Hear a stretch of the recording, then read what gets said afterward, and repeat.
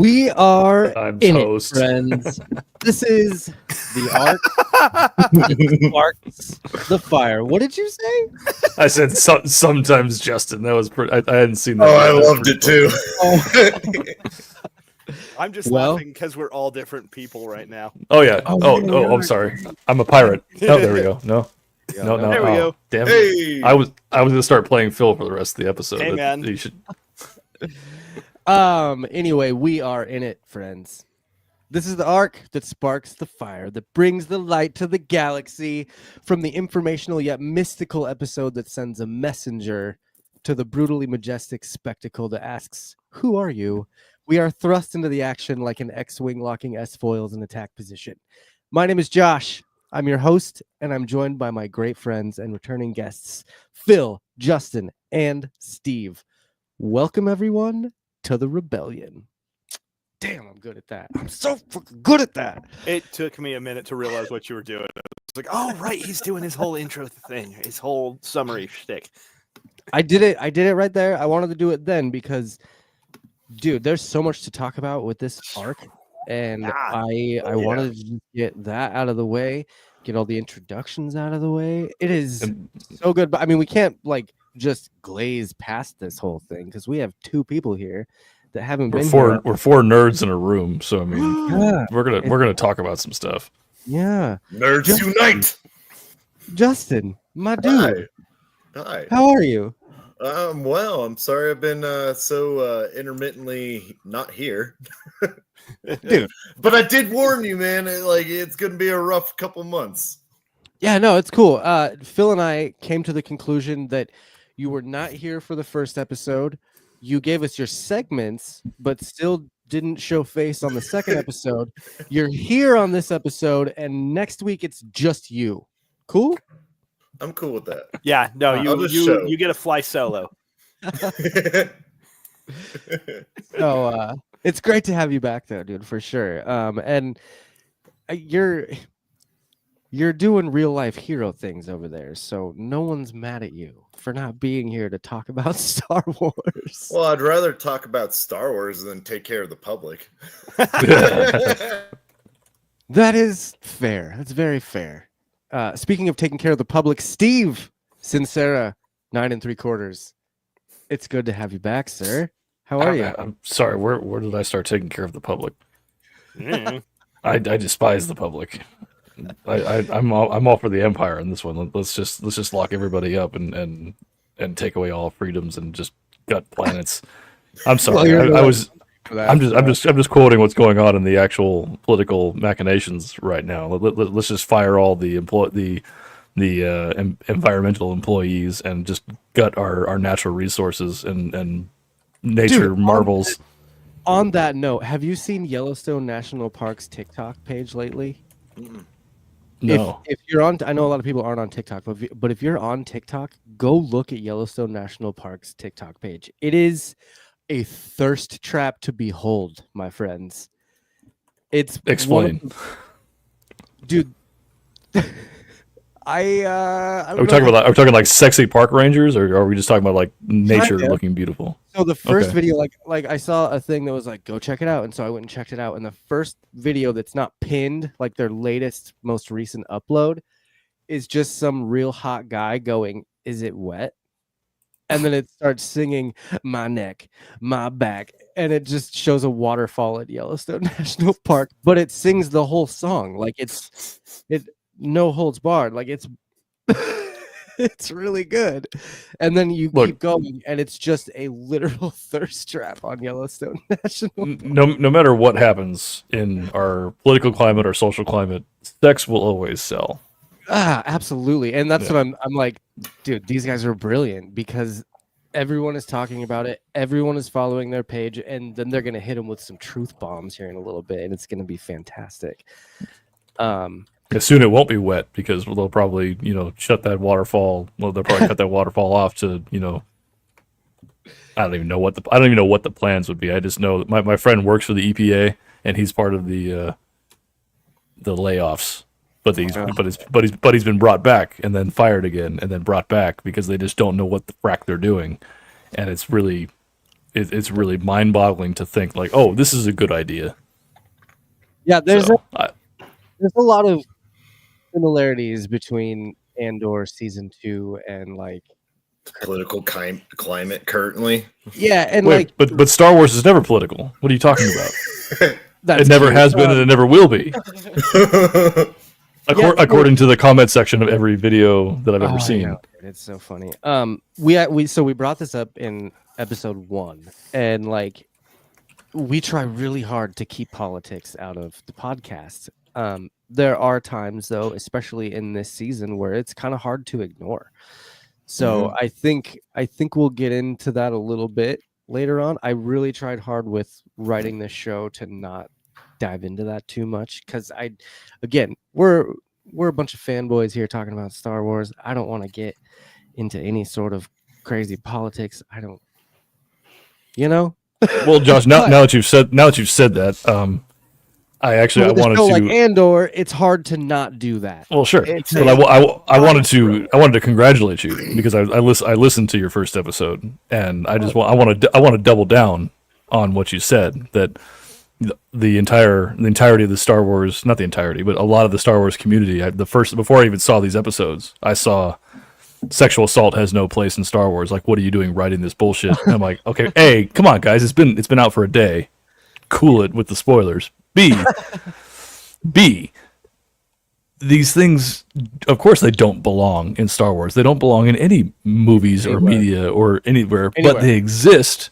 Mhm. They exist because we keep doing them. Not we, you, me, and everybody, but as a species, this keeps happening. And so, because if we can't get a lid on it, it's going to keep ending up in our fiction. Well, Fiction like you said, imitates life. You really think If an your empire dog is gonna? pees on the carpet, you stick his nose in it. Yes. Best Well way to said, sort it. Phil. Well said.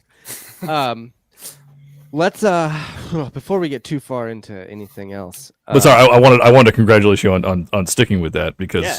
Oh yeah. the fact that the community of fans is not applauding this Tony Gilroy for bringing that to our attention, and of course, it's not like the entire series revolves around that. It's a key point in that episode.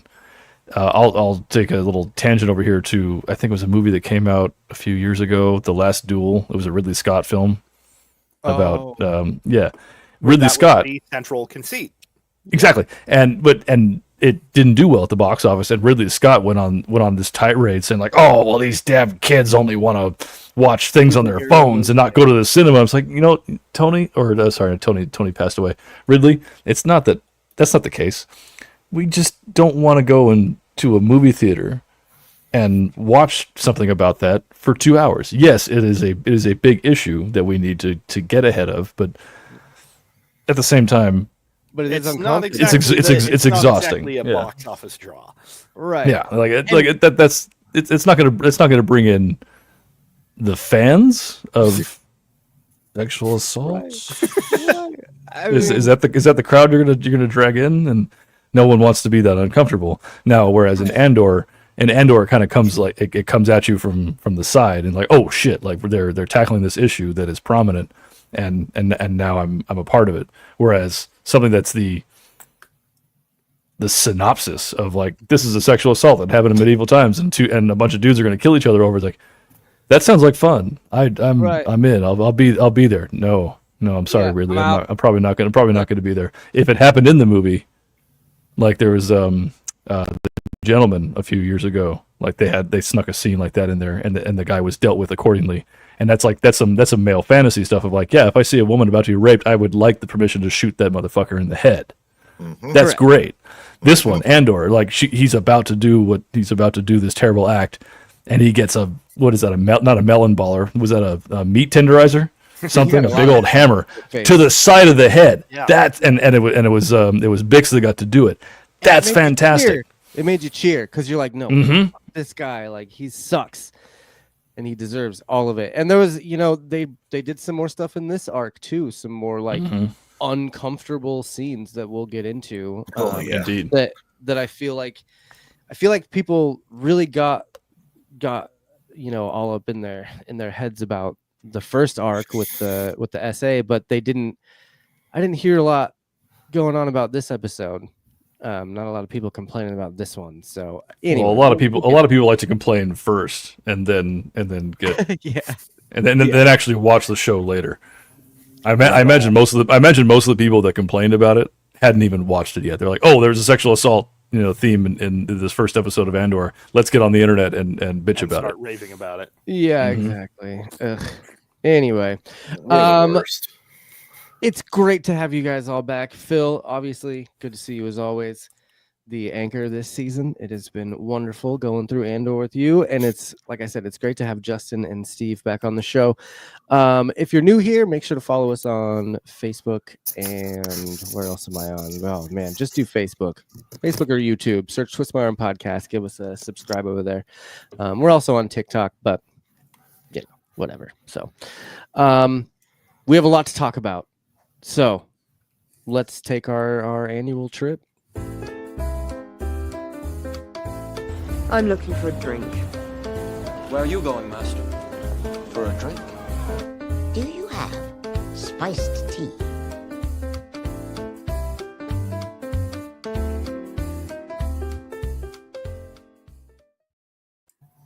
That's right. It's that weekly part of the show where Phil takes us to a bar far away and lets us know what we're drinking tonight. So, Phil, take it away. All right. Tonight, I decided to do something that is a riff on a cocktail called a White Lady. This one is in honor of our favorite ISB supervisor. This one is the Dedra Miro. Ooh. Yeah. So the classic White Lady is gin, orange liqueur, and lemon juice.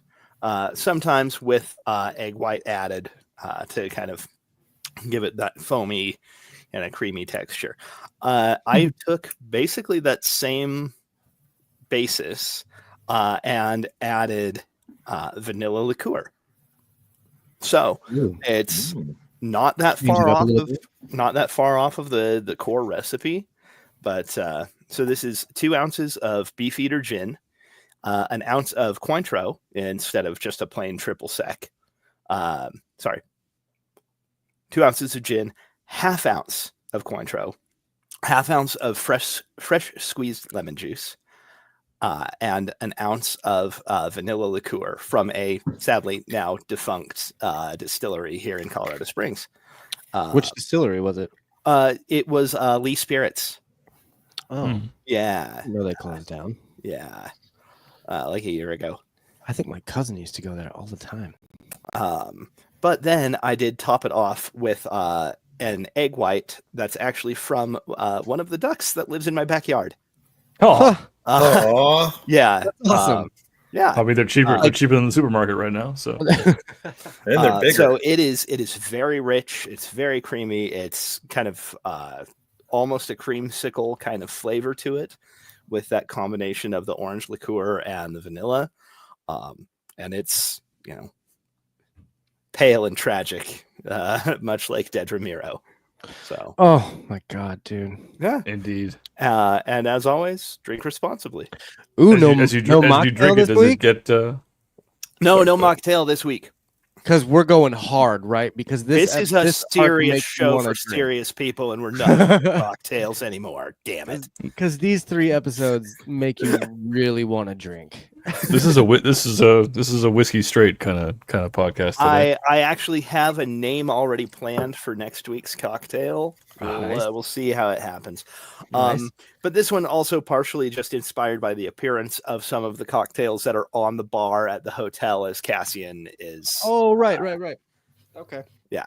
So Is that Steve? Is that that same whiskey that you fed me in San Diego that made me almost vomit in the? No, I wouldn't make you relive that again. This is actually I was in Athens recently, and in the duty frees in the airport, for the first time I saw there was I'd seen Jameson of course in the airport before, but there was like a table set up with a bartender just walking through the airport, and I was in Munich Nice. And the guy was serving samples. I'm like, oh, hey, I don't care that it's technically 3 a.m. my time. Let's do this. And it was Jameson triple, and it's triple distilled, and so usually Jameson it's finished in a bourbon cask and then a sherry cask, and then these two brands were then finished in a cask of Malaga, or a cask of, oh no, I can't remember the other one. But it was like a Spanish wine and then an Italian wine. I bought one of the Italian wines and I brought it home. But it's so smooth. I was in the grocery store the other day and I saw the label for triple. I'm like, oh, it finally made it over to the States. It was not those. This one was bourbon, sherry, and then chestnut. So I imagine Jameson's like, well, we're gonna send these brands out to their. Look, I imagine the Malaga is more prominent in Spain, and you can't get that one here. So this is it's got a little chestnut finish, and then because it's 107 degrees in the West Coast right now, I have mixed it with some Liquid Death cherry because we need to stay hydrated. Hey, anyone at home, if you're ever feeling like you can't accomplish anything, just know that the CEO of Liquid Death took sparkling water and he put it into beer cans, and he turned that into a multi-million-dollar empire. So whatever idea you have in your head, and you think, oh, no one will like that, or I can't do it, it's too hard, just go for it, okay? Because this is literally sparkling water in a beer can, and then people drink it like it's like, yeah, I'm drinking beer. Drink it like it's water, and it sells. So I'd say. Yeah, you're doing the Shia LaBeouf thing, Emmy, aren't you? I haven't heard that in about a decade, but yeah, go for it, do it, Just do it. Yeah. No, which whiskey did I give you that made you vomit in San Diego? I don't remember. We went to some random bar and like it was a sipper whiskey that I didn't know was a sipper, and I just slammed it because I had been. I kind of when I hand these to people all the time, and I kind of forget that I'm the one that knows to just like sip these things. My co-host on my show, he knocks these things back. I'm like, Chester, you sip on that. And he's oh, but he's got such a good palate that he can still get it all. Yeah, this is why I don't drink a lot, because I do that and then I end up slamming sippers, and it just the night ends poorly. So you just gotta just preface it with how much it costed, and then to sip it or not. I mean, I wasn't gonna. I feel like that's rude to ask, isn't it? Yeah, you're right. Hey, thanks for the drink. How much did this cost? I want to know if I should sip it or slam it. No, that's going to be my next podcast. Sip it, slam it. Stay tuned, dude. I'm in. Yeah, I got your co-host right here, Phil. Let's do that. We'll just find random shit to drink and review. I will only be sipping though, because I'm pushing 40, so I don't think I'll be slamming much. That's fair. So this arc number 3 out of 4. Wait, everyone, we're at the bar far away still. Start drinking. Oh, so we can talk. So we need to talk about this arc. I'm going to talk with the audience. The audience needs to start drinking before we get into this. Because the audience is probably drinking already for sure. I certainly hope so, because this is not from here on out. The fun stops. That's how right? they end up here. Yeah, usually. So yeah, arc 3. I was thinking so originally Andor was supposed to be 5 seasons when it first aired. Season 1, there was plans of it going to be 5 seasons. And so I am pretty convinced after this arc that all 4 of these arcs were going to be seasons, that they shrunk down into 3 episodes. They basically took the best 3 episodes of each arc or of each season and put it into an arc to kind of condense everything. And while I really enjoy watching 3 episodes at a time, I feel like there is a lot of opportunity for just getting to know characters more and getting to be more, I don't know, like the Gorman massacre, I feel like should have hurt a lot more. But because we kind of already saw it coming, and because the characters that were there were like, because we didn't really care. have 8 episodes to get to know Sam or Right. We didn't Trina get or... to know the shopkeeper that his building got destroyed from that bomb. Like we didn't, and not I'm not saying we need that in everything, but like I feel like this episode would have hit, or this arc would have hit a little bit harder if it was just extended a little bit more. Or, now, if you had human emotions. and I do, trust me, because like I watched through this arc. I watched it 4 times because I really enjoyed trust it. him. And it took until it was the 3rd watch where everything, like I wasn't analyzing it all anymore. I wasn't doing all the shit. I was just watching it, right? Mm-hmm. And that scene at the end with Andor and the radio call, that I finally broke on that, because it was like I was in it. I had my headphones on, the lights were off. Like that's how I like to watch Star Wars. My phone is put away, everyone's gone, and I'm like in it. And so at that point, that's when that really hit. And just like that, you lost both of our guests. I'm impressed. I know, right? But no, chairs kept slipping around on the carpet. So, and by no means am I complaining at all. Yeah. I think that it would have been cool to get longer seasons, see a little bit more. How did Andor get shot?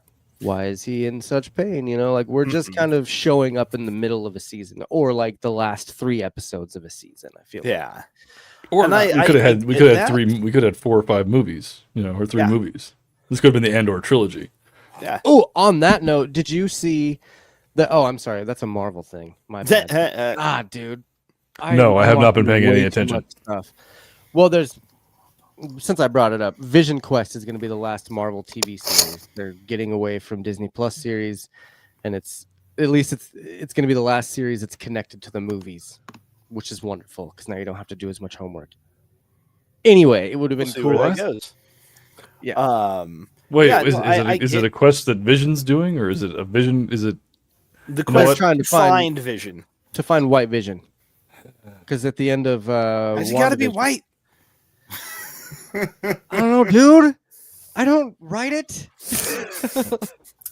Aside from Daredevil Born Again, and I guess I haven't seen Thunderbolts yet, but I've just been completely disconnected. I've been completely disconnected from that universe since like I want to say Endgame. No, I stuck around for No Way Home. I think that's the last one I saw in theaters. I wanted to see Guardians 3 in theaters, but I missed it, and I saw that I really enjoyed. But yeah, I don't think I've seen anything in theaters since No Way Home. I saw Deadpool in theaters. That was on its own still. I know it's connected to our universe now, but that was its own thing. Yeah. And that was amazing. I still that's not MCU yet. Right.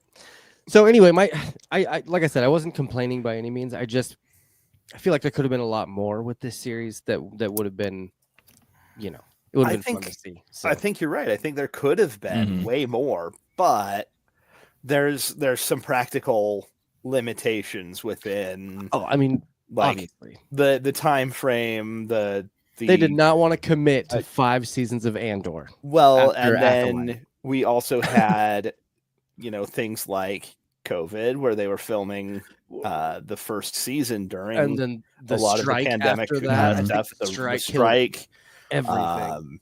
There's been some complications, and time is passing, and there's only so much time that you can actually convincingly keep having the same people showing up and have us still believe that it's further back in time. Right. I mean, they ended up recasting Bale anyway.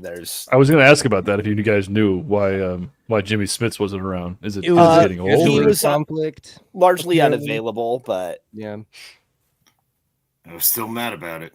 Yeah. Now, I mean, I like Benjamin Bratt a lot. He actually he played it with a lot more gravitas than I had anticipated out of him. So I think his lines in the 3rd episode of this, like his actual time to shine in this, was really good. Yeah, no, when he tells, I agreed. When he drops shit in Star Wars, like I mean, we got some swearing earlier in this season, but it was the way that he did it with Mon was pretty cool. I really liked his performance as Bail Organa. Like, it would have been Tear the great, of shit course. out of this place. Yeah, and it would have been great to have the original guy. Yeah, Jimmy would have Jimmy been good, Smits, but like this guy, he did a really good job filling in, and I could even see him doing more stuff if they decide to stay in this, area to do more within this time period. Right. But you're confirming that it was a scheduling thing because he was just in Obi-Wan. Mm-hmm.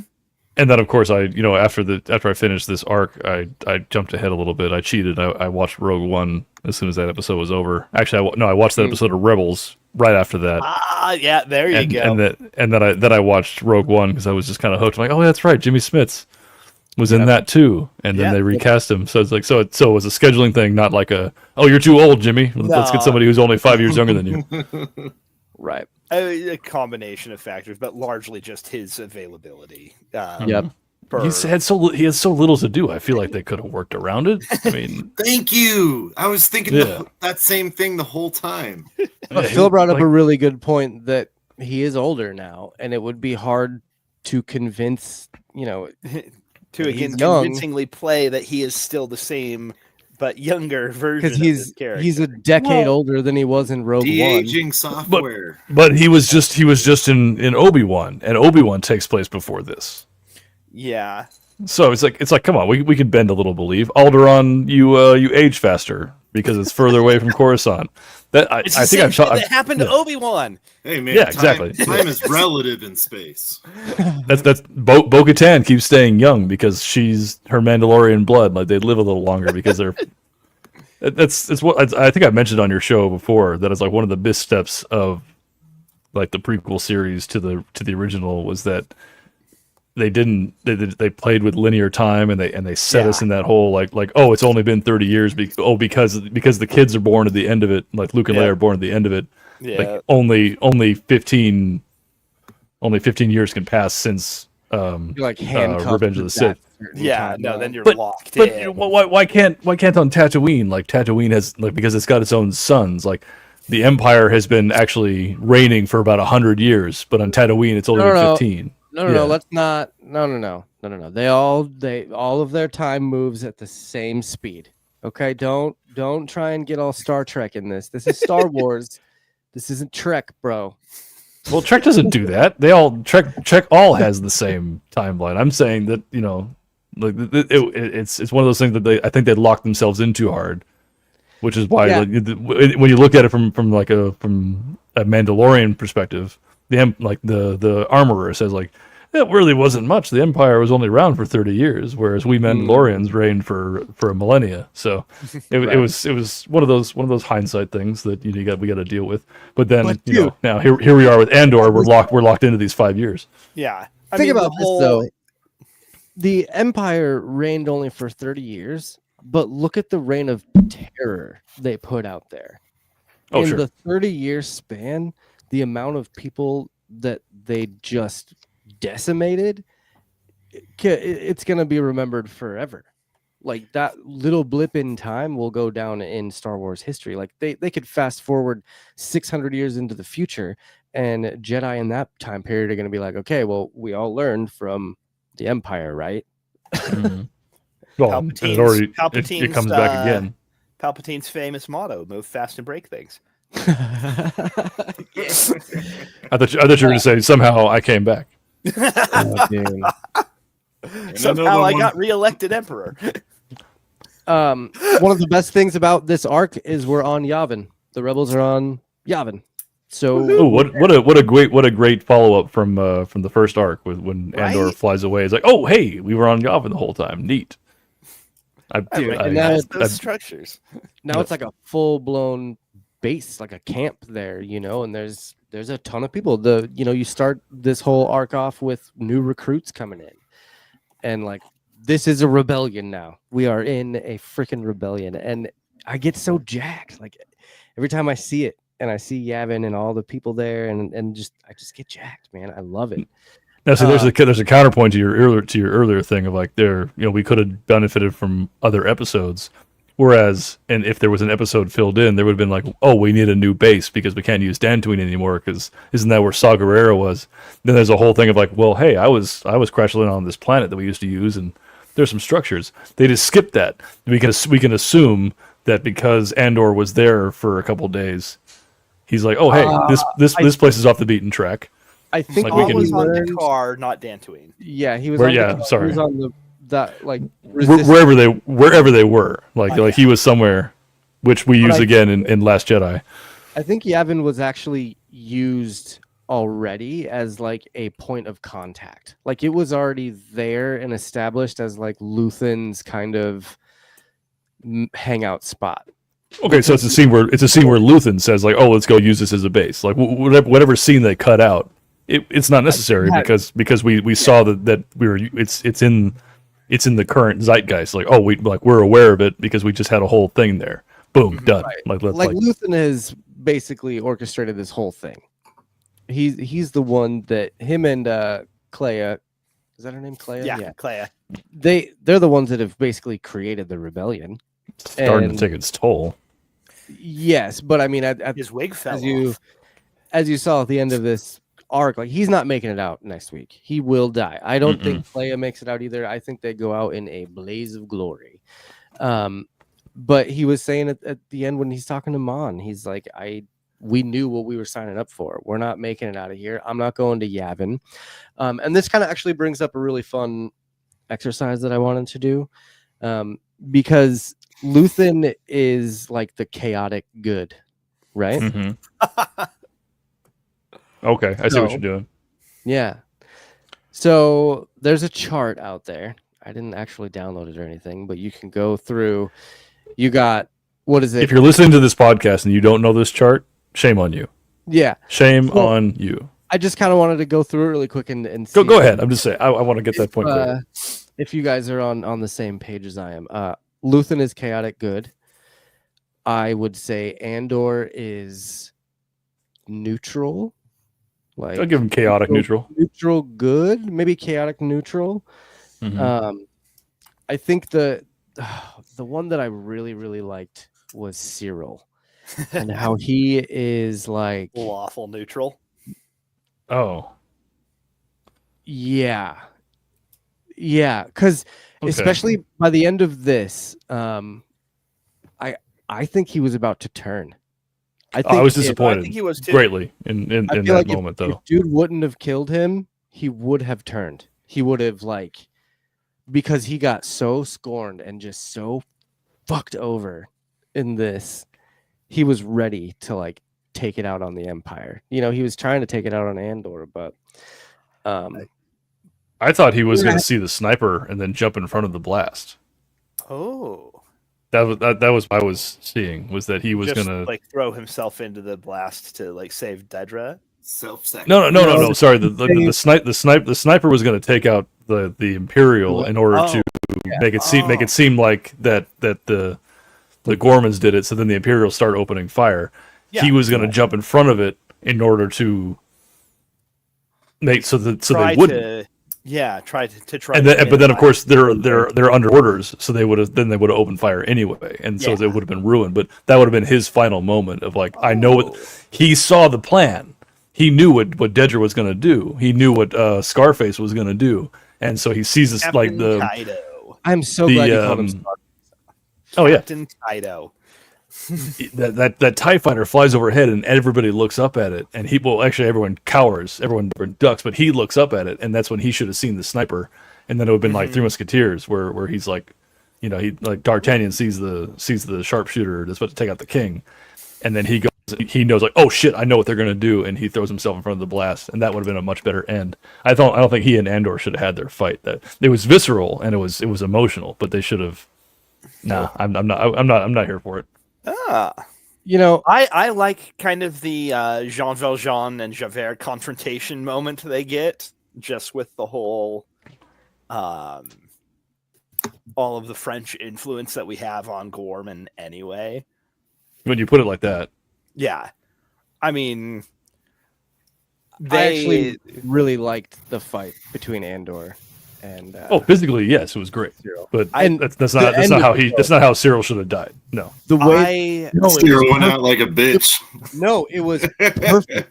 He went out the exact way that he should have. Like a bitch. No, Yeah, just he got completely confused. yeah. Elaborate. He And- was. Sorry, I'm completely interrupting you, Phil. I'm sorry. No, you're fine.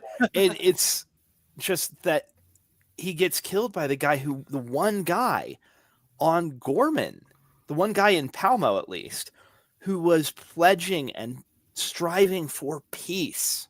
mm-hmm. Yeah, but Cyril sent him. And over the then edge. and poor Caro. Cyril I did send mean, him over the edge. but then we Oh, get the almost speaking Dirty of that- Harry style shot of Rylance in there. While we're on that subject, the reason he sent him over the edge.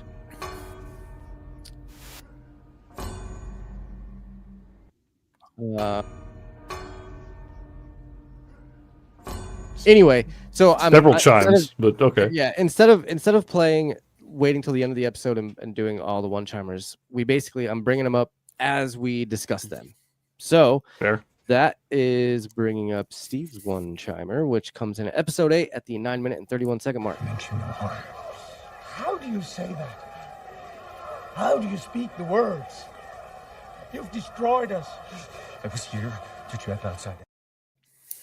And that, I think, is what sends that dude over the edge Mm-hmm. to end up And Cyril too. going down They're that path. really sent Cyril over the edge as well. Yeah, well, and Cyril's he just found out. He's right there is when he finds out that his whole life is a freaking lie, and then it basically takes you onto his Cyril catches a DV charge. You know, it's like it might as well have been an episode of Cops by just the way that it worked out. Jesus. And I really don't mean to make light of it, but I laugh because so many people romanticized Dedra and Cyril on the internet. They were like, "Oh my god, what a perfect couple! Oh, they're so cute Who together." the fuck said that? And here comes Cyril just choke slamming Dedra. Like, again, the Empire is evil. They do evil things. So,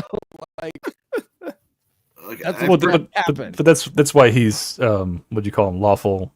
Was he Lawful neutral. Yeah, because he thinks he was doing. He always thought he was doing right, and that is of course what.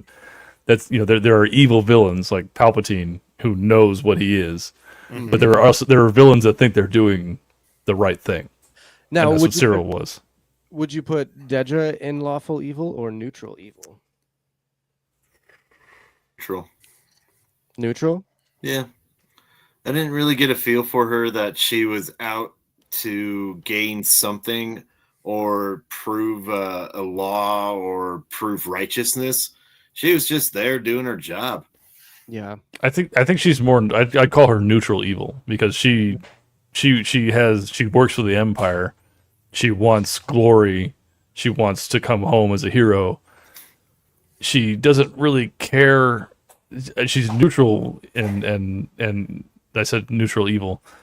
Neutral or evil because of what she's doing with the Empire, but then neutral because she doesn't really care what happens to these people. It's like she cares about her status for completing the mission. And So I would put her in. She doesn't see the people of Gorman as people. No, that's a target. Even in her moment where she's where she says proceed, she has that she's hesitating. I think that's because Cyril got to her. Before that, it was just a job. Cyril plus Kaido's line to her. Mm-hmm. You're the what was it? You're the trigger. I'm just the finger, or the other way around.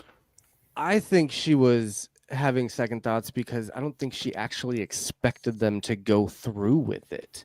Oh well, she thought the plan was going to work too, right? I think she was banking. I think she was banking on the fact that they would find a different resource. That they would find something else. That they wouldn't actually have to go through with a massacre.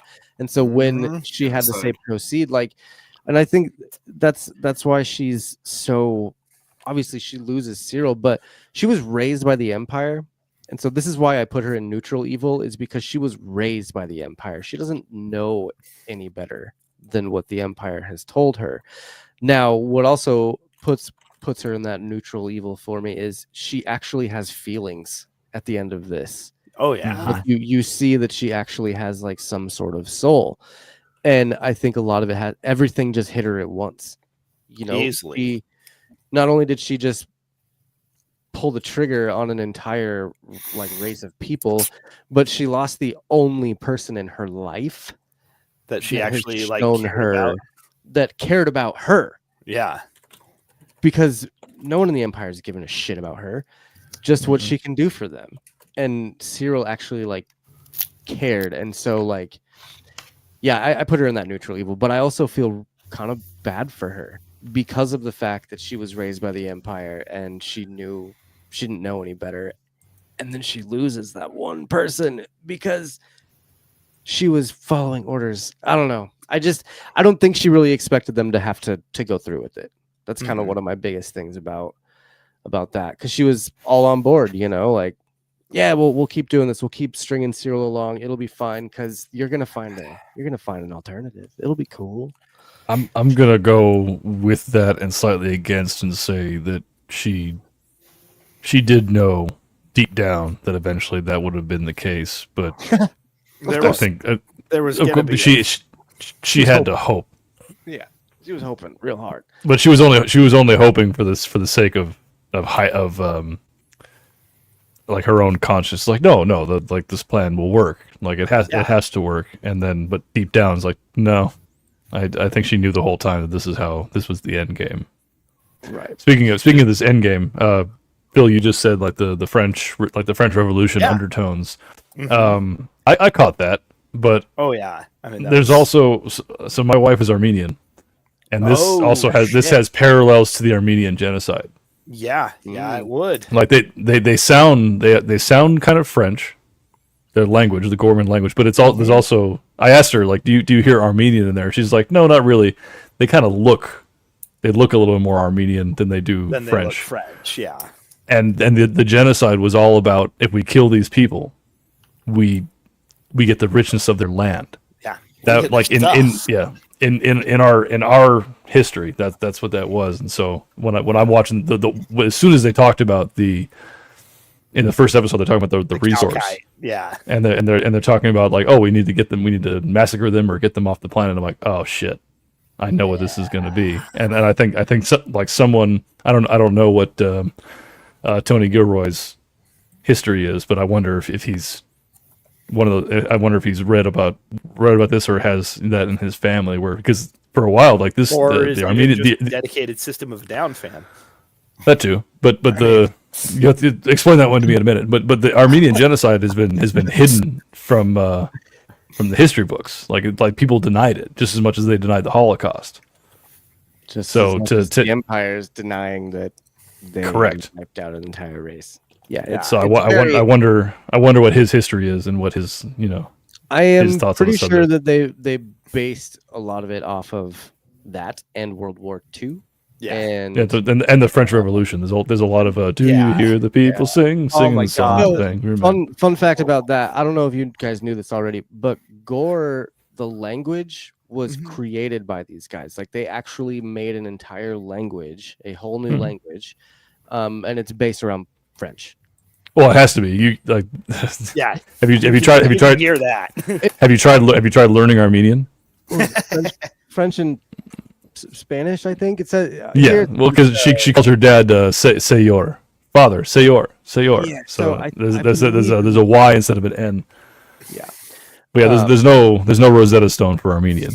Good luck. No, No, but super cool. They developed an entire language for the show. I mean, I love that. obviously you could always go with Arabesh, but Arabesh is like it's just a written English. language, though, not a spoken one. yeah. Mhm. I mean, no, but Steve, Serge Tonkin of System of a Down is Armenian American.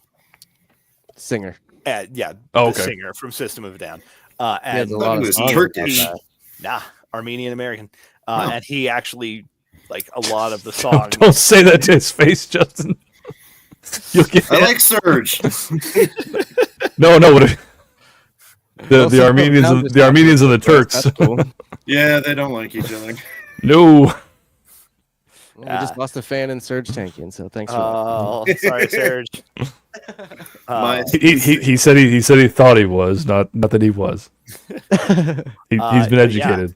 he has written quite a bit about the Armenian genocide within System's lyrics. So I don't think I knew that, but now I get to Yeah. listen to System of the Down with a different frame of mind. So thank you for that.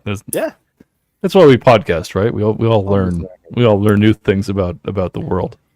Yep. oh yeah. See, Otherwise we're just four white dudes in a room, and At- I guess there are worse things. Now, we are 4 white dudes in 4 different rooms. That's fair. Yeah. See, the way I viewed this episode was more of a current political take of how we are not victimizing, but taking the propaganda from Fox or whatever you watch, and we are blaming everything of our problems currently on the Venezuelans. And that's in how I Colorado, view it. yeah. In Colorado, it's all about the Venezuela. Yeah. I mean, it's Like it's I everywhere. literally was watching this episode, and then it, like the second time around, and it dawned on me that like all this propaganda is out there that the Venezuelans are the bad people. No, they're coming to this country to get away from the bad shit, and they're just publicizing or propaganding the 5% that are the bad apples. And this is one of the main points, like, and without getting too political, I completely agree with you, Justin, that this is kind of a direct reflection of the current state of affairs in the world, not just America, but the entire world. Star Wars has never done that. No, they never did anything like Never. Vietnam or Nazis. It's never been correlating to the current political structure. And how dare you insinuate such a thing? Star Wars is all about mystical space magic, and it's a movie for children. I need Actually, lightsabers. For those of you at home, I am being completely sarcastic. Don't at me. Just in case anyone from Fox News is listening, like this was a joke. Yeah, well, that's my application for Fox News is going to get turned down now. That's too bad. Shame. I did you a favor. This one line in this episode of this podcast is why. Dang, I don't think I kept Um, it. I had shoot. So I wanted to just kind of go off on the whole the newscast thing, because Yes. when Cyril's walking through the city, you're hearing the newscasters talk. But furthermore, at the beginning of episode 7, Dedra's talking to whatever that guy's name is, Artigas. and he's reciting word for word the same stuff that the propaganda writers were saying in that meeting a year That prior to that. inexplicable resistance to imperial cultural norms. And then Oh, yeah. 5 seconds later, you see Cyril walking by a newscaster that is saying the exact same thing. They're regurgitating these lines.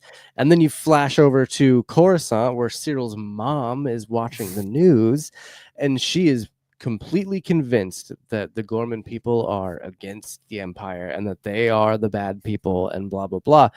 And it's the same thing, like you were saying, Justin, here. Like, you look at just the way that we vote, our election system, and all the mudslinging that happens, and all the like everything that's thrown at people. If you're a Democrat, then you are believing everything that is going against Republicans. If you're a Republican, you're believing everything that's, and vice versa. Like, there's so much propaganda, you can't know what the actual truth is. And it's really sad, because now, I mean, with social media in the mix, it's the same exact thing. And it's Why can't we just go over to Truth Social and learn the truth? It's in the name.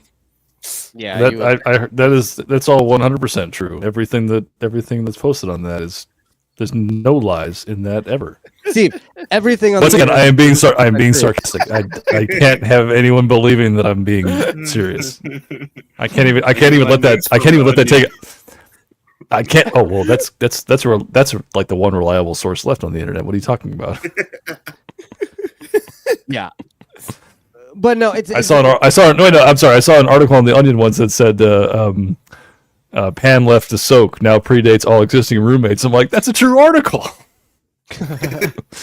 Oh my god. This isn't fake. It's too real. Sorry, Justin. Please continue. Josh, please continue. So shit's happening in the show. Is it? On Gore. Things are happening. I found it. I whole found what I bit wanted that was- to do. It was fabulous, though. That's like I was sitting there thinking how great of a narrative opener is that newscast moment, because you get the info dump, you get everything you need to know to catch you up on what's been happening in the years since we left off. It also reminded me of Clone Wars, actually- like how every episode Yes! opened with the propaganda Yes! machine. Yeah. I love that. That's exactly it. Previously, Dateline, Coruscant. But the one thing that I wanted to play that I think that like in our current climate is something that this happens a lot when it comes to like leaders and stuff like that. But The it's tactical details, however, will be at his discretion. You're aware, sir, that the insurgents have weapons at this point. We're counting on it. so the Empire is just truly evil because that's exactly what they want. They want these people to play into their hands so they can just wipe them out. And I feel like, Control the narrative, man. The conspiracy theorist in me is always looking at that kind of stuff. When you're looking at like protests gone wrong or attempted assassinations or anything like that, like it's what's really happening. You know what I mean? So I want to just leave it at that. I don't want to go on any more political tangents. The last Well, it's assassination the has wrong left me fucking TV deformed. But anyway, so the whole first episode is basically just a setup, right? This is just the fuse. Like you start Messenger and you light the fuse, and the whole episode it's just Dun, dun, dun, dun, dun, and exactly. And so Red light, green light. the one really cool thing to kind of point out in Messenger was the Force healer. Yeah. Justin, I wanted to get your thoughts on the Force healer. I felt like she was more of an empath. They never mentioned the Force or like how she got her powers or whatnot, but she just places a hand. Okay, well, Justin froze, so I'll take it from here. It was I got the same thing, like empath, but like she's probably using the Force. She just doesn't have any Jedi training. Exactly. Yeah, you froze, Justin. I jumped in. I don't know if you could hear that. You're good. My internet is Okay. freaking up right now. Yeah, but that's the vibe that I got. It was that, yeah. They specifically said Force healer, though. Yeah. Well, people believe in the Force. I think I look at her though, and I didn't see like a youngling from the Jedi Academy that survived. I just saw someone that she realized, hey, Inherent talent. Yep. Yeah, I can do this. What did I say for?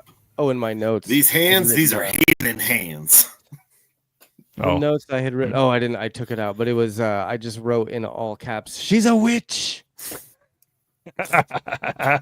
Wrong Star Wars series. But the Force. What weighs the same as a duck?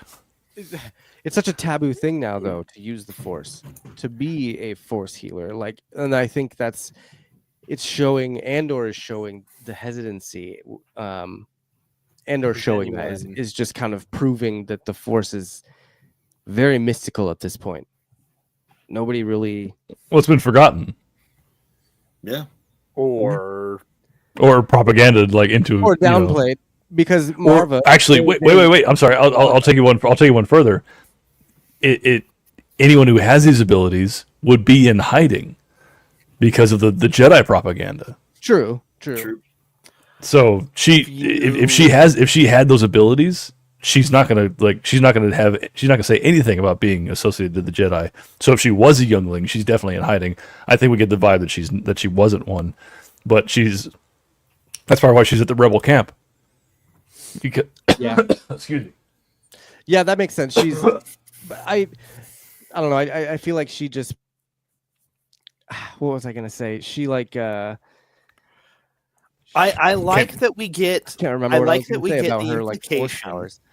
I like that we get the implication that there have been others that they have encountered over the years, and that Marva had a bad experience with one, over a decade ago. That has to be. What was that guy's name from Obi-Wan? That was like Haja Estri. Haja. Yes, she probably ran into him. Jedi. Oh yeah. Fucking- I ran into him. Oh, I need to I make love a that. series about him being a fake Jedi and running into Marva and her being him just swindling her. But hopefully after his encounter with Obi-Wan, he turned to use his abilities for good. Yeah, or he became a con man for like a Robin Hood instead of instead of a hustler. Well, they mentioned that Marva ran into him a decade prior to this, and so that would have been the timeline actually kind of fits. Yeah. It could have been someone in that same vein, at least not necessarily him, because he was running on Coruscant. Yeah, but I have two more things about this episode, and then we're going to move on to the Gorma massacre and the escape, because those are like the main things about this. The messenger episode was, like I said, it was all just a fuse. There was a lot of tension building, and Tony Gilroy is a master at that. I think we have said repeatedly this season, numerous times. Ability to build tension is. Our good friend Jesse had brought up in our chat recently that Tony Gilroy was supposed to be but he was supposed to be in line to write a Star Trek movie or to do a Star Trek film, and so it kind of raised a question with the fact that he does so well with tension building. Do you think Gilroy would make a better Trek movie or a better Alien movie? Oh, let him do the Section 31 shit. Oh, hang on. The back of my throat still hurts from that one. Actually, I'll take you one further, Josh. I think Tony Gilroy would be great for writing a Firefly movie. Oh God, brown coats. Don't bring that up. Yeah, no, I'm gonna because the whole time I've been watching this, I don't want to accuse Tony Gilroy of anything, but I feel like he hacked my laptop and has stolen some of my fan fiction. Either that, or we're both just good writers, or he's better, and I just happen to feel he just the knows same people. Things. Yeah, he just knows. But if I ever manage to get it done, my brother and I wrote a full length script on the build up of the Battle of Serenity Valley, and it's where a group of browncoats and a group of Alliance soldiers discover that Blue Sun is behind the whole thing.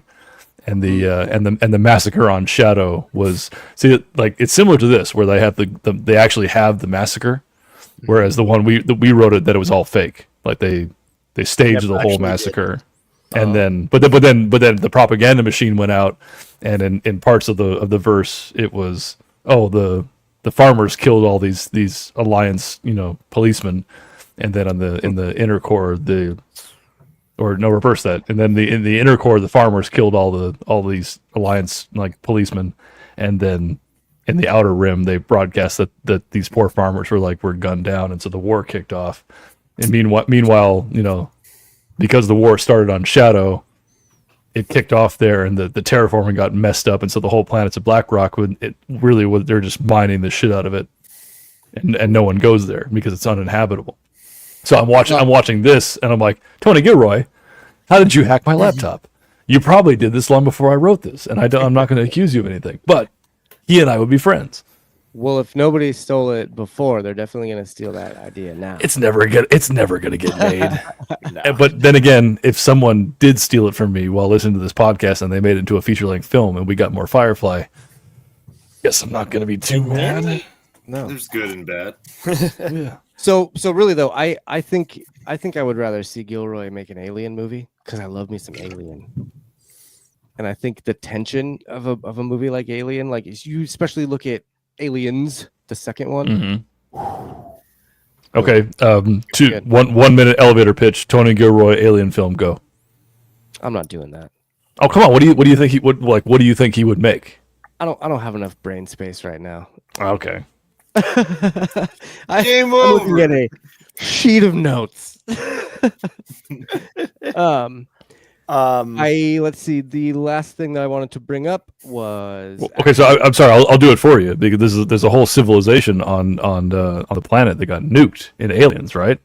Mm-hmm. So the company has to cover that up. Oh God.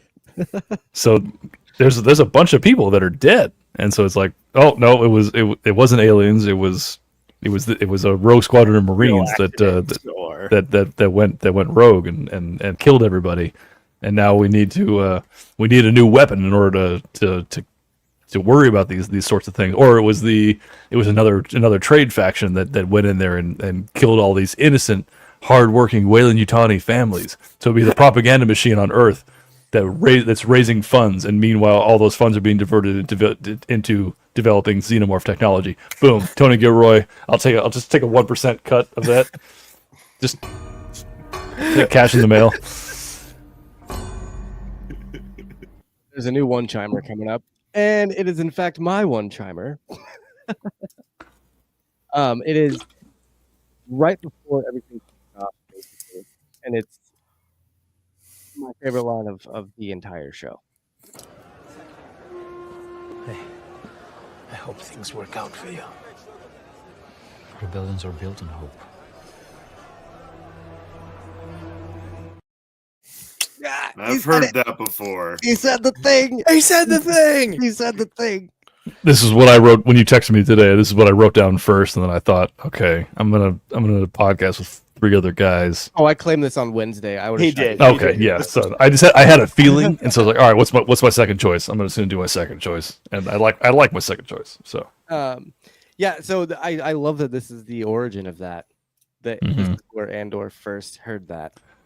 And I thought it was a screw up at first because I forgot that he said it to Jin. I thought Jin said it in the meeting first, and then later on he was like, "Oh, that's pretty good," but no, he says it to her on Jeddah.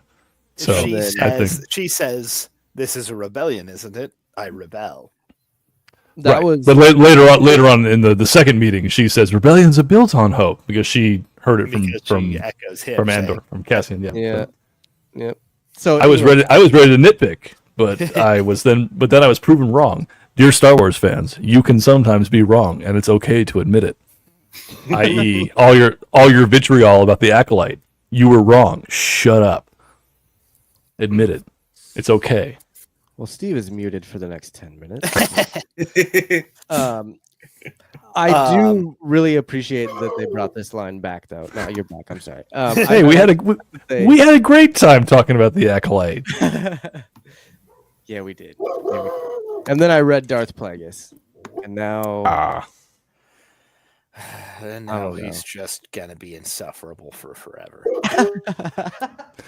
There'll be no living with it after this. Star Wars theory. No, I just frack that guy. There's some absolutely fantastic lines out of this one, but I think one of the best parts of this was Lazine's speech that he gives in the basement, like at the Gorman Front headquarters. Thank you. I could not remember that guy's name. I just like that we've seen him go from being a guy who was, opposing Rylands' technique, his tactics. He was opposing Rylands' tactics at the first meeting that Cyril goes to, and then he just gets further and further in. He was my favorite Gorman for sure. Yeah. He was I love him. Yeah, it's very, very good. Do we know if he's alive? He is alive at the end of episode 8. He was dragging his friend. Okay, gotcha. Right, friend, and then that was the last that we kind of saw was him kind of sitting down in the circle. I'd like to see him again. That'd be fun. I would love to see stuff from him again. He was a great character. I love that he tried to diffuse everything. He tried his hardest to at the meeting. He tried to diffuse, and then at the actual riot, he tried to diffuse. Before everything popped off, he got everybody singing the Gorman anthem of and I thought that was beautiful. It was a great attempt. But of course, the Empire had different plans, and they were going to make sure that that there was a massacre. There was going to be violence there, no matter what. So, and I'll call that a slight misstep in direction and maybe story structure. Is that I think we have this scene right before where they're handing out Molotov cocktails. We know that there's Scarface is sending out the platoon of boots to go and man the monument for some stupid reason. We know what the reason is, but like if I was that platoon sergeant, I'm like, dude, no. Because pretense. Yeah, when he goes out to start singing, and he does more or less diffuse the situation. Mm-hmm. I think then when those guys are moving through the crowd, everyone should have they show the crowd start to get a little violent.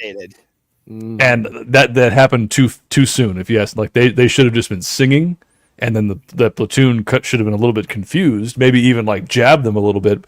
But they're just like, no, actually, this singing is working, and even show a little bit of like the guys with the Molotov cocktails. Just no, like they're holding them down to their sides. They're not and shit though.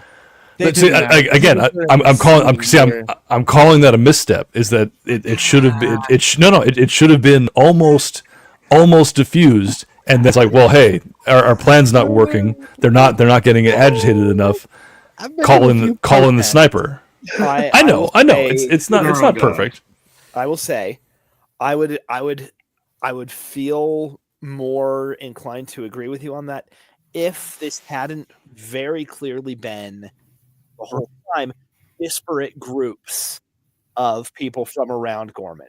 They're not all going to be the trained, experienced members of the Gorman Front. They're not all. It's like a normal protest. It's just a whole mix of people, and different people are going to have different breaking points. And you have people that are going to that protest. It's just like any protest in America. You have people going there just to cause problems. Yeah, actually, I can speak to that because I was. It was what was it? 20. Okay, hang on. Do we need to blur your face for this? No, in 2020, I was down at a couple of the ones in LA. I was down there with my medical bag there to take care of anyone that on either side that was hurt. Man. Oh, I'm sure Justin can speak to that. You were down there for the protests. Oh yeah, it was a fucking war zone. I got pelted with a tear gas can. Oh yeah, but somebody like we were all the people that I was marching around with. They were banging drums and chanting and singing and whatnot. But then we caught somebody going through the crowd who was swinging like a big old longboard around and like kind of trying to hit people around him, as well as like he went to go smash a window. And I don't know, like I kind of clocked him. Like, all right, I'm gonna follow that guy. And as I'm moving through the crowd, following the guy who's swinging his skateboard around and trying to instigate people, I see 3 other guys have also clocked him, and they're all moving through the crowd. And he went to go throw his skateboard through a window that was next to the National Guard, and we grabbed him. Dude. And we got his board off of him. And we kind of we pushed him to the side and we calmed him down. And then of course as I'm talking to the 3 guys, like, you guys like, who are you guys with? And they're like, oh, we were with 117 and 3. I'm like, oh yeah, so we were all like ex-military that clocked this guy going through the crowd. And so maybe if someone was going to instigate stuff, especially if they were, as they started singing in this crowd, like somebody in there who was part of the Gorman Front, as you said, like could be like, hey, I think the plan is now not to throw Molotov cocktails. We should work to let's put the cocktails away. Let's diffuse this situation. Yeah, but then the sniper shot goes off. Yeah, exactly. Yeah. Well, I know the plan is then to shoot the guys, and that should have still happened. But I'm saying like they're missing the scene where it's like the singing actually diffuses the situation to a point where it's calm for a moment. Then they say, all right, it's not working. Shoot, we get the sniper into place, shoot one of our guys, and then it'll kick off. And then it still kicks off the same way that it does in the show. I got no problem with that. But I feel like it was just so close to being theatrically like tied in, whereas The people who were right by the platoon that was marching out for no reason, they had no reason to start attacking those guys. It I feel just like the seemed, Empire had just lost yeah. their patience. They were just done with it That because too. they'd been working on it for so long, and they were like, you know what, fuck it, because it Yeah. was diffusing. People were singing, and it was kind of fine at the moment, and then that's Yeah. when they were like, you know what, nah, shoot them, and Yeah. then all hell breaks loose. And look, No, but this is- before that happens, like the crowd that's near the platoon starts to get riled up for no reason. Yeah. And that's what I'm saying is the misstep. Like they had no instigating reason to get riled up after the chorus had taken over. Aside from the fact that the Empire had just built an entire armada right behind their memorial of the Empire that killed 500 of them in the square, and now the Empire has been there just slowly taking over their planet. Aside from that, you're right, there was no reason for them to be upset. No, that's why they were there. That's why the protest had started. But in that particular moment, that who's the character who started the song? I can't Lazim. remember his name. Lazim, yeah. Like Lazim. they did such a good job of He showing that looks- the people didn't want to fight. He looks like he's about to throw his hat on the ground and start some shit. And Mhm. instead, he just starts to sing. And I loved that so It was much. beautiful. And that song is beautiful. I want to have that on my Spotify. Yeah, no, it But- was amazing. I just think they, from a writing standpoint, I think there was it was like one scene too early to show the crowd get uppity. Fair. And that's actually kind of Yeah. so then they like we were saying, it does pop off, dude gets shot, and then Mhm. everyone, it just goes crazy, right? And so this kind of puts in your shot of the show, your Starlight Killer scene. God, It is a shot. I'm still stuck on sudden but inevitable talk, man. I cannot get it out. So anyway, your Now Starlight the Killer scene Mando's comes in off at TV. You can comes in watch at- Firefly with me. 2814, episode 8. Tell us why you picked this particular shot. Oh, and I did Well, that, of course. Here So we go. this guy was the one who was really getting people up in arms about this whole thing. And I don't actually know if we ever got a shot of him calming down and joining the song.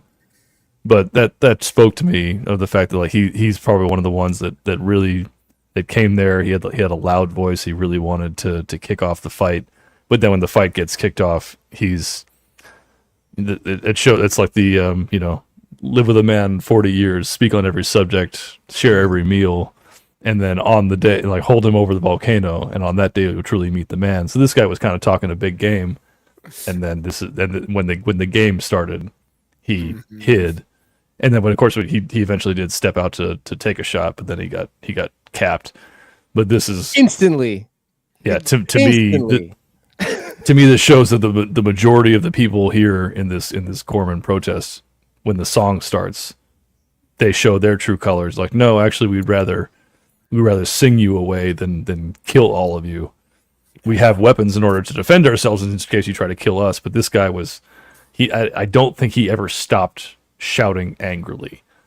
No. But then when people needed, like when shit capped off, and people needed the weapons to be utilized for protection, he was hiding, and that just I remember seeing that. I'm like, yep, that I know people like that, and that's you're gonna find people like that in every situation. If this ever happens in real life, you're gonna find people that will run and hide after talking a big game. Me. After talking a big game, running and hiding. Yeah. Yeah, me. Oh yeah. But on that note, I kind of wanted to. You had mentioned that you were in the military. Were you ever in any sort of? And I know you can't like speak on a lot of stuff, but were you ever in any sort of scenario like this kind of thing? Nothing of mine was ever really classified. No, I never went into combat overseas. I was in a situation where someone tried to suicide by a police officer in the middle of my waiting room. I wasn't even with the Marines yet. I was a technician. Like a in bomber? No. Like he called in. I can't say the name or time this happened, but I guess someone someone called the police on him because he wanted to kill himself, and so they brought like the But he procedure didn't is you. want to actually do it. He wanted. Well, to no. In this case, you call the police when you want to kill yourself. No, I mean he didn't want to do it himself. He wanted he wanted to take some of that responsibility out of his own hands by instigating a situation in which he would die. I can't speak to that because for what I saw when they brought him in, like armed MPs brought him in, and they sat him down, and we have to check him out physically before he goes off to the ward. Yeah. He grabbed a weapon off of one of the MPs. Yeah. And the first thing he did was he went for his own head immediately. Oh wow. So and that was the first round that got fired off. He like the MP tried to stop it. He fired a round past his own head. And then when that didn't work, then he started shooting into the crowded waiting room. And so I can say, not to get, what am I trying to say here? I'm not trying to pump up my own game, but I heard the shots, and I was over the desk going after the guy. Thankfully, that's what you're trying to do, right? Correct. Thankfully, so there was other Marines were in the waiting room with the.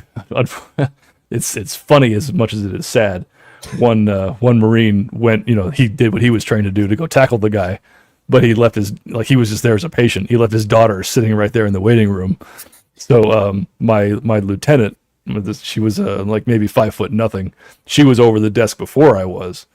She grabbed the little girl, and then dropped straight to the deck. And rounds are starting to fly past us, and so I'm charging the guy. I see that people are tackling him. He's still firing rounds. I see her go down. I pivot and I get back. I scoop both of them up and I dive behind a wall. So and then we got the two of them away. But it's funny because the guy went to go defuse the situation, but he left his daughter in the line of fire. Potentially made things worse. Yeah. So it's like okay. So we got that handled, and then by the time I got around back the wall, and he had been disarmed, and he was still putting up a huge fight. Now in the correlation to the shot that I chose. Later on, people were starting to tell story, the rumor mill was flying around, and people that I worked with were going like, "Oh, yeah, when that went down, I was doing this, that, and the other, and I was helping. I got right in there." I'm like, "I saw you running to the parking lot." I kept that in my own head. I didn't want to fight or flight kicks in. Yeah, it was already a terrible situation, so I wasn't gonna go and. Yeah, you weren't going to drag someone for it. But I just remember hearing that, and then when they said that, I'm thinking I felt a round go past me. Like I'm sorry. And this episode really watching that and seeing, because you just constantly are hearing blaster bolts flying past people. It's just a constant, which I love the sound of it, by the way. Mm-hmm. The sound and the music in this whole series has been phenomenal. But we see people running. Of course, because that's what happened. There are people who are taking up arms to either to attack or to defend. But the majority is running. The only people that are taking up arms are the ones that were actually part of that Gorman rebellion. Mm-hmm. I feel like, and that were there ready for it. But it's just it's crazy because then you start getting the bombs going off, and this actually brings up Justin's Starlight Killer scene in the middle of everything, that's going on. Somehow Andor finds his target that he's been sent to Gorman to kill. And this comes in at the 14-minute and 15-second mark. Justin, are you there, sir? Justin is not there. I feel like she looks right down his scope at one point. I feel like so, yeah. But I don't know if this is I think this is before everything pops off, but during the scene where everything's going crazy, he gets her in his scopes again. Mm-hmm. And then that's when Cyril pops up. But it's Andor just really proves in the scene that he is the best assassin for the job. He's got his eye on the prize the whole time. Well, and something I that came back up when I was rewatching this isn't authorized. Cassian and Will being there. Oh, that's is true. Oh, that's not very true. an authorized op. It's very true. Draven was yelling at him like, "No, you can't just keep coming and going as you please." He Actually, he was pretty upset. that's a question I have. Is he Captain Andor yet? They keep calling Or him a is- leader. Like they called him a leader throughout this. They're like he needs to act like a leader. He is a leader. Blah blah blah. But I don't think he gets the actual captain title till Okay. the end of this. So yeah, I it's not sanctioned because there's no, they don't have a structure for him yet. Yeah, Because there's no- in Rogue One, he's introduced as Captain Andor, Rebel Intelligence. Yeah, But I So also don't- that's got to be coming up. I also don't think that the rebellion actually like started until Mon Mothma lands on Yavin. Like I think mean- that True. the second that Mon Mothma lands on Yavin to like or send out her speech or whatever, I think that is really when the rebellion starts and They're Cassian building some pledges his formal actual structure. allegiance. Yeah. But Cassian, you can tell in this one, he's like, the day that I have to ask permission to leave is the day that I'm gone. And I think that during this whole arc, he's still fighting the fact that he's part of a bigger plan. He's always been this lone gunman, this assassin for hire, and he doesn't like to think that he is, more than that. And so I think by the end of this arc, though, he has come to terms with the fact that he is a leader, that he is, a really predominant rebel figure. And I think that that's when he actually takes up that captain mantle. yeah. Okay. So I was trying to think. I should have paid more attention. It didn't occur to me until I like I said, I jumped ahead and I watched Rogue One. They're like, oh, are they calling him that yet? I feel like I did hear someone call him Captain, but then it could be a Mandela Well, he's a effect. pilot. Oh, okay. So I mean, he's still Yeah. they consider him a pilot, so he's still a captain technically, but I don't think he's like status captain right now. You know what I mean? Gotcha. Yeah. Okay. Military captain. whether He's or Delta not he's- Airlines captain right now. He's not, wartime captain. I guess we'll have to stay tuned for the next arc. Stay tuned next week. Yeah. When Justin comes back, I'll give him the floor for a second to talk about his shot. Fair enough. But what else do we get here? We get Well, bombs going off. Right after this is the. Well, I guess the droid the Molotov cocktails are thrown. The droids get released, and while the droids are released is when Cassian and Cyril are And going so- to town on dude, each other. And this is such a fantastic scene and pulled straight from Endgame. Yeah, from Endgame. You took everything from me. I don't even know who you are. And Like, then there's Thanos on his couch yeah, exactly. doing the Once Upon a Time in L.A. Yep. Hollywood. Or if you prefer, we get the day M. Bison came to your village. Oh, But for me, it was Tuesday. The look Oh, on man. Cyril's face when Andor asks, "Who are you?" Well, because it's been 3 years. Have Could they? you I don't think imagine? I don't think they interacted. Did they interact in Ferrix? They interacted Very- once. The first Cassian Briefly. had him. Briefly. Cassian had him at gunpoint. I want to say Yes, very he- briefly. That's the on gun that- Ferrix. That's the gun that He dude has that Cyril's Bell calls gun. out. Yes, That's the thing. He has Cyril's gun. well, at his one friend point. does. His Yes, his friend has it. Melshi ends up with it, but Yeah. That's what Cassian Vel asks, "Whose is this? Who belongs?" and to Melshi's like, this?" "Yes," and it's Cyril's gun. but Cassian gave it to him after the prison break, like after Mhm. they Yes. went back to Yes. Niamos. Um, And then Justin's Justin, Hey, there he is. he's And he's quiet. back. And he's quiet, but that's okay. He'll mic's off. It looks like he's singing. He's doing okay. Ah, You're doing Helen great, dude. You're doing Valley. So just I felt for Cyril so much because he's spent the last, it's got to be 5 years now, 5 years searching for this man that has ruined his life. There's Justin. I can hear him now. Sorry. You're all good, dude. Thank you for taking over my shot. But of course. Did you want to say anything else about your shot? Oh, I'm not cerebral like you guys. I always choose like a good binoc shot, or this one was all nice and cool and scoped in, and I thought it was cool, and it felt like Deidre almost at a point was looking dead at him, but it was just she's checking out the crowd with that like smug constipation look on her face. Well, I think her face right there is she's actually angry that they're having to go through with this, that her plan is not taking place. That's what she's scowling about. She's losing control of the situation.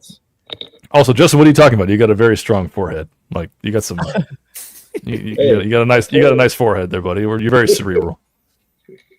It was a great shot, though, Justin. Thank you. I did like that shot a lot. I do love that we see Cassian trying to line this shot up multiple times and never getting to actually take it. He never really gets it. He gets it one time, but then he's taking his breath. He's taking his breath to calm, steady his rifle, and then bam! Here comes Cyril. Boom! Nerd out of nowhere. A, save his girlfriend unknowingly again. Yeah, he doesn't realize that. Yeah, and B, just go to town on Andor. All of the rage that if Cyril had a chance to kill Andor, this was it. This was his only opportunity, because the amount of rage surging through that dude at that moment after finding out that you've been played by not only the Empire but the woman that you've been in love with for however long, like I could only imagine. And then to be asked, "Who are you?" Oh, I think he wanted to die at that moment. I think when he starts lowering the weapon, he's like, I don't even care anymore. And then dude kills him, and that's it. I'm sad. I'm sad that Cyril's dead. I thought he was going to be that. I thought he was going to be a version of oh gosh. You watched Rogue One, right? Well, yeah, I know he's not there, but I mean, I thought he was going to be. I'm just saying everyone's going to die. So. So who's the ISB guy from Rebels? I'm such a bad fan right now. The Fulcrum, right? The pilot. No. The guy with the mutton chops that becomes a rebel. That's Fulcrum, but that's Fulcrum. Yeah. Fulcrum. I love Rebels so much. No, I know exactly who you mean though. The actual guy. Yeah, I cannot remember. Okay, editor's note. Put it in there so that we don't sound so stupid. But I thought the next arc would be like him, Cyril with a beard and working with the rebels, because he's just like, I want to kill you, but Callus. Callus. Thank you. Like Cyril Callus, like Cirrus. Whatever, but like he's about to kill Andor, and then he realizes like, no, I actually probably belong with this guy, even though and that's his moment of like he's trying to justify it, and then he gets shot in the head. I'm like, oh, that's. Well, I think for a split wasn't expecting that. They meant for the audience to think, oh my god, he could actually join the rebellion right now. After all this time, he could actually. Oh wait, never mind. He's died. So. But I mean, at the same time, like. This whole season, we've been talking about how everyone's just gonna die. I'm amazed. No one's ever really gone. I'm amazed they give Bix the way out that they did. Yeah, I like that we get that Bix gets an exit. But she's not coming back. I don't way. think she's There's back. no man. way. I think There's she's no done. way. No. They wrote her off very well. I'm sorry. I got to deviate this conversation into the male gaze, but don't take Adira Adrona away from me. Great. But Phil, you and I had discussed that she's probably one of the only ones that might survive. Yeah. By the end. No, at least as far as like the Ferrex crew. Yeah. She's probably our most likely survivor. I want to see her. I want to see at the end, like toward the end, though. I want to see just a bit of her going back for B2. Yes, please. Okay, somebody has to. I mean, I did think that I actually disagree with you guys. I thought she was gonna die because then, I mean, I guess there's never any romantic entanglements between Cassian and Jin aside from like their final moments on the beach. Like they're kind of looking into each other's eyes, but there's no kiss, there's no romance. But Right. I would have thought like, how do you move on so quickly? But at the same time, if like you're maybe then you just find a new girl at each little safe house. Yeah, right? Will, what the hell, dude, what a little pimp that guy is. Holy cow. He's got good for Will. Will's got game, man. Yeah. What do they call it? Space codes? He's got hoes and different spacey codes. Will None will survive. You think Will? I don't know. He's feel like that's the thing. Like Willman got tangled up in the same drugs as Saw Gerrera. Bix was on drugs. I thought they were all gonna kind of go on a bender and get taken out before the series is over. Man. Yeah, I guess. I do wonder if Will's really gonna die though, because he's injured right now. I mean, I guess the next arc will probably flash forward another year, so I would hope. No, it has to. Yeah. Yeah. I don't know. He's not in Rogue One, so True. Where does he end up running off to? You know what I mean? Or does he? Remember, Rogue One takes place over like a day, so you could be anywhere else in space, and still just because you're not there doesn't mean you're dead. Yeah. Will and Andor are on the same team. You know what I mean? Like they do a lot of stuff together.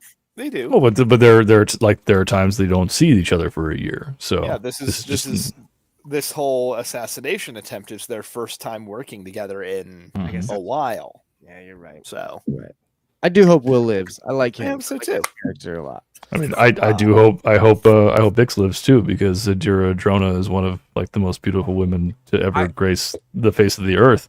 I think much that less she is. I think that she's going to be the only one to survive. Honestly, out of all these characters, I think that she's getting out, and she's doing it in a noble way because she knows that if she stays, Andor, like she kind of holds Andor back from being the leader that he could be, and so I think her leaving actually puts Andor in a good position, and and her staying away, Do you think That's a she'll good thing. make an appearance back in the show?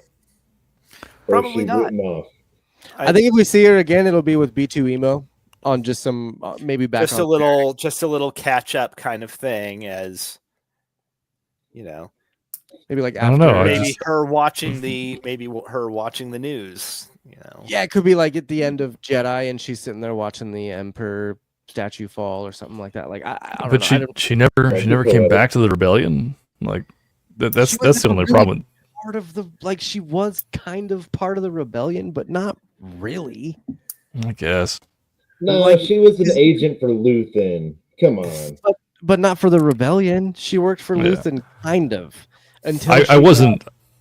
I was definitely not expecting her to have that exit at all. That blind it's nice. Loved how they worked it out. I think it's it was a beautiful message. The note it was. that she left him was like gut wrenching, dude.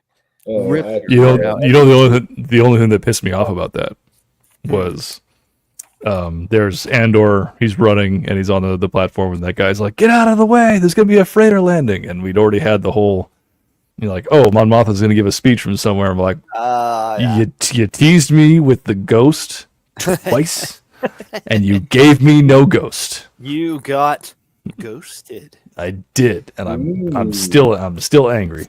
It's while we're on that, let's go for it now that we're on that topic, because I've been kind of saving this because we've been hinting at Rebels and stuff, but literally this episode, the last episode, Welcome to the Rebellion, is minutes before a certain Rebels episode called Secret Cargo. Secret Cargo, yeah. Yep. Season 3, episode 18. And I never noticed this before, but I went back and watched those episodes, and Erskine. Yeah, I told you. Oh no, you guys talked about it that he was. that he was totally there. forgot. Like, and then of course I see him, and I'm like, holy shit! And he looks really good. He looks almost exactly like the guy that they got to play him in Andor. I hope they show him wearing a helmet because that's the part that was like when you said it on the show, I'm like that he's been around. I'm like, oh, who the hell was Yeah. he? I was And like, then man, no, there it was he's like, in, oh, no, Yep. Yeah, no, I and don't, was like, I don't he's in, recognize him at all. He's in Rebels. But I do like how it's funny because there's a lot of kind of retconning going on here, attempted retconning. For instance, Her speech is different, which I appreciate. Here's the thing. On that topic, there was actually an interview on Entertainment Weekly. Genevieve O'Reilly breakdown Mon Mothma's epic speech. In canon, she's rescued by the Gold Squadron, and the speech that they gave in the cartoon, which was a canonical show, is on the ship. And Danny's like, do I have to stick to this fucking speech? One of the writers of the show hated that speech so much from Rebels that they made a different one. And if you notice, in like, of course, it's all connected and it's all right there. If you watch this episode of Andor and then go straight into the Secret Cargo of Rebels, they will match up almost perfectly. It's super freaking cool. Now, is he talking about the speech where they're watching her on the holonet, or are they talking about the speech that she gives on the ships? Because that one is fine. Like they don't deviate from that one. They change the holonet one. They're talking right? about the speech that Rebels sees, that is in Rebels, which is on the ship that Ezra's watching. They're watching Mon Mothma's speech from the ship. Now, what they did on the holonet. Okay, yeah, correct. That's the one they changed. They didn't change anything. What they did was Mon Mothma actually now, according to canon, gives two speeches. She gives one speech at the Senate, and then she gives another speech when she gets picked up by Gold Squadron. So in Luthen's, this is brilliant. Like, this is the best way to appease to all those nerdy Star Wars fans that would bitch about something getting retconned. And when they get Mon Mothma to the apartment and they're talking there, Andor specifically says, Gold Squadron's going to take you in. They want to rewrite the narrative. They want it to be Gold Squadron bringing you in. Otherwise, Andor would have been the one bringing her in, and he would have been labeled the hero. But instead, it's the touted Gold Squadron of the rebellion that is bringing in the undisputed leader of the Rebel Alliance. And so even in Andor, when Andor's talking to his captain or whatever, that guy, he's like, we need to prepare for Mon Mothma to give another speech. Yeah, when he's talking to General Draven. We need it to reach as many people as possible. So now that's the one I thought that she gave on the Ghost. The one that they need to reach as many people as possible is the one that you see on the Ghost. Right. The one that we see in the Senate is her initial first speech to all the senators. She gives a speech to all the senators and then everyone in the galaxy. Then she gives the call to the wider galaxy. Yeah. Yeah. So the one that's on the holonet, I guess they kind of like skipped over, or they is that supposed to be the Senate one? Now the one on the holonet, you're not going to see it. They're not going to do that one. You got to go to because they changed it. And, yeah. Right. So they kind of retcon stuff, but they did it in a really brilliant way. I'm sure that speech when they wrote it on Rebels actually kind of fit with what was going on in the world at that time, and so they changed it so that it fit. 8 years ago. Yeah, it fits with today's with what's going on. I mean, she mentions Gorman in the speech. And here it was more like, that's something we hadn't seen. I barely even knew about it, and now it's like, oh, we've seen it, and so this is what needs to be. The speech needs to be. Well, she mentioned Emperor Palpatine by name in both speeches as well. She does, yeah. So I think that's kind of what throws some people off with like, oh, they retcon the speech. She just kind of used the same format. I just figured she lost her notes.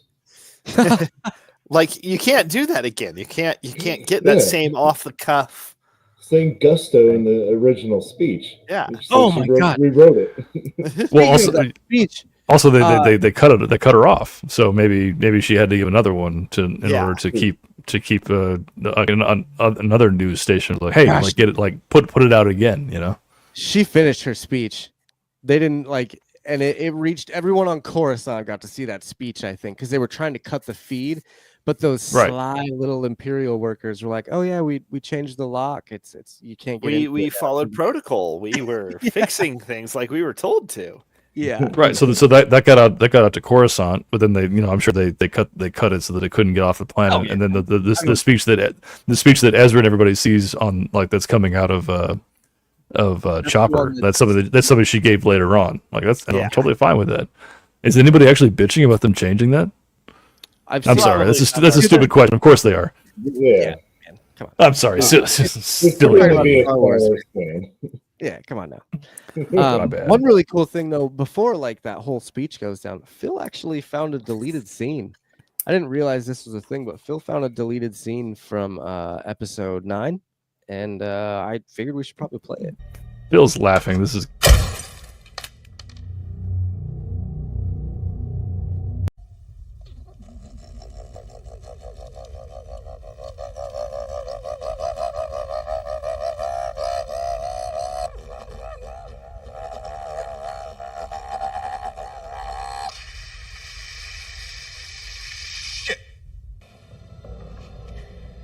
I need to practice the speech. Sir, what is it? Can I talk to Clara, please, sir?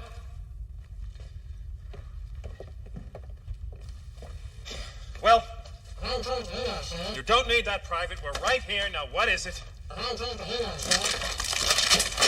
what is it? I'm having trouble with the radar, sir. Guess man. Go to the plaza. What's wrong with it? I've lost the bleeps, I've lost the sweeps, and I've lost the creeps. The what? The what? And the what? You know, the bleeps, the sweeps, and the creeps. Great deleted scene. I can't believe he found that. I can't believe they didn't release that. That's crazy. I gotta admit, when you said the lead scene from episode 9, I thought you were jumping into Rise of Skywalker. I'm like, okay, what shit are they about to pull right now? And then like, oh right, no, we're talking about 3 different episodes of this series. No, the whole bit from Spaceballs was literally the first thing that popped into my head when we cut to the poor ISB guy sitting there listening. I didn't even think about that. So it's funny because Phil sends me this message, and it's just that video of the Spaceballs, like that little scene in Spaceballs, and I was like, "That's funny." And then like, I was like, "I'll pull that video so we can talk about it later." Blah blah blah. And then I'm doing my rewatch and get to that scene, and the second she smashes the bug and it goes to the Imperials, I was like, "Oh my god, I know exactly what Phil wants." It all makes sense. Today. Yeah. Anyway, best deleted scene in Star Wars for sure. I feel like they should have just left that one in there. Let's see. We still have a couple other segments. I feel like we haven't gotten to yet. Am I right? I think Phil's actually in episode 9. Is somebody trolling in the chat? Probably. Uh-huh. Phil's episode comes in at 8 minutes and 18 seconds in episode 9. I need to start making my own decisions.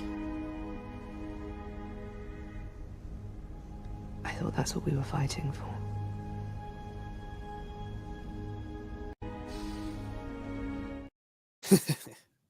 On that topic of leaving the, if I can't make my own decisions, I'm gonna leave or whatever he said. So, That just that stood out to me as just, again, we're drilling down and hitting more of Cassian's motivations for why he is the way he is when we see him in Rogue One. right. Yeah, and he's his growth through these first 3 arcs is crazy. Like you were saying, Steve. So we actually just all agreed that we're going to watch Rogue One after next week, and see what kind of different views we get from it. Now that we've watched 2 seasons of Andor and watched him kind of grow up in this rebellion, I think it's going to be really interesting to see him in Rogue One. We're going to be seeing it in a totally different light now. The only thing I watched last night was that when he's in the prison, it's like we've gotten out of worse prisons before, and he says this is a first for me. I'm like, What is it? I don't think so. I think you've been in much worse prisons than this one. He's in Saw Gerrera's cell and Chirrut and yeah. Of course, we're gonna I think that's gonna be the fun part, is that we're gonna see different things in Rogue One that we're like, oh, wait a minute, hang on. But wait, so clearly they hadn't written a 3-episode arc about him being in prison when he was in that cell and said like, no, I've never, like, this is the first for me. So it's fine. Like I'm not gonna go like, oh, the whole movie's ruined now, but it was this little thing like, take it as being imprisoned by an ally, not an enemy, or you carry a prison everywhere you go, Captain. Sorry, I'm trying to get rid of this little troll here. So is that someone trying to give us a bad link to a scam? Oh, I'm sure it's always on Twitch. It's always the Twitch people that are doing that. So. And of course, I signed out of Twitch on Quest Me, and I don't remember. I mean to tell you guys, your this is your final notice on paying your expired toll fees. It's $3.99. Please copy the link below and paste it in your search bar, and then pay this on time in order to avoid further fees. Do you take Bitcoin? As a matter of fact, yes, I do.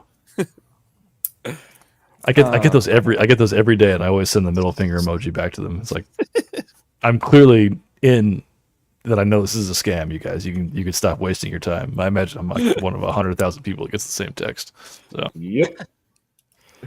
On that note, we also have Phil's Starlight Killer scene that we forgot to go over. It comes in at the 40-minute and 58-second mark, right after the Gorman massacre. It is a goddamn. Why do I keep doing this? Oh, we get it. It was just everything's finally built to everything's finally built up. He's finally, breaking to some extent. He's worried about Will. He's, horrified he just watched by everything 1,000 he just people saw. get killed in front of him. Yeah, he's listening to Drina's radio broadcast. Yeah, I think that's the most moving part for Andor, is that he's having to listen to this lady just scream for help that is never going to show up. And these are people that he kind of wrote off a year before, 2 years before, saying they're not. He wasn't even there. He wasn't there to help them. He was there for a completely different job. And I wonder if that kind of brings him this emotion too, because he knows that he could have helped them a little bit more. I was sitting there also wondering, like when he gets rescued, when Caro comes in, as he and Will are on their way out of the building, does Rylance recognize him? I think he does. It's Varian Sky. Recognizes Varian Sky. I think he does. The hotel clerk did. So yeah. No, that was. I love the hotel clerk. You'll have to carry your own bag this time. Yeah, so good. That guy was a badass too, throwing that bomb at the window. Man, and stuff. he has stepped up. Sam has stepped up. Sam is actually like taking Vel's speech to heart. He's hey, dude, Vel's speech. We didn't even talk about that last week. That was just, oh my god, all the speeches. So much good speech. So many good speeches in this show. Everyone gets at least one good speech. Like Bix got her moment to shine this week. I think the only one we haven't really seen yet is Andor giving like a monologue that brings you to tears. So we better get an Andor monologue next week. He's more of an action guy. We got 3 hours to go. I think he's more an interpretive dance kind of guy. I think he's more like Silent Bob. He's always there for you, and he's always gonna. Silent Bob always has an epic thing to say. Exactly. No, and Andor, no when he ticket. finally has something to say, it's gonna be epic. So I think the last segment was actually yours, Justin. Episode 9, 42-minute and 44-second mark. It's actually in the apartment, which the scene that we were kind of just talking about. I'm not sure how to thank you.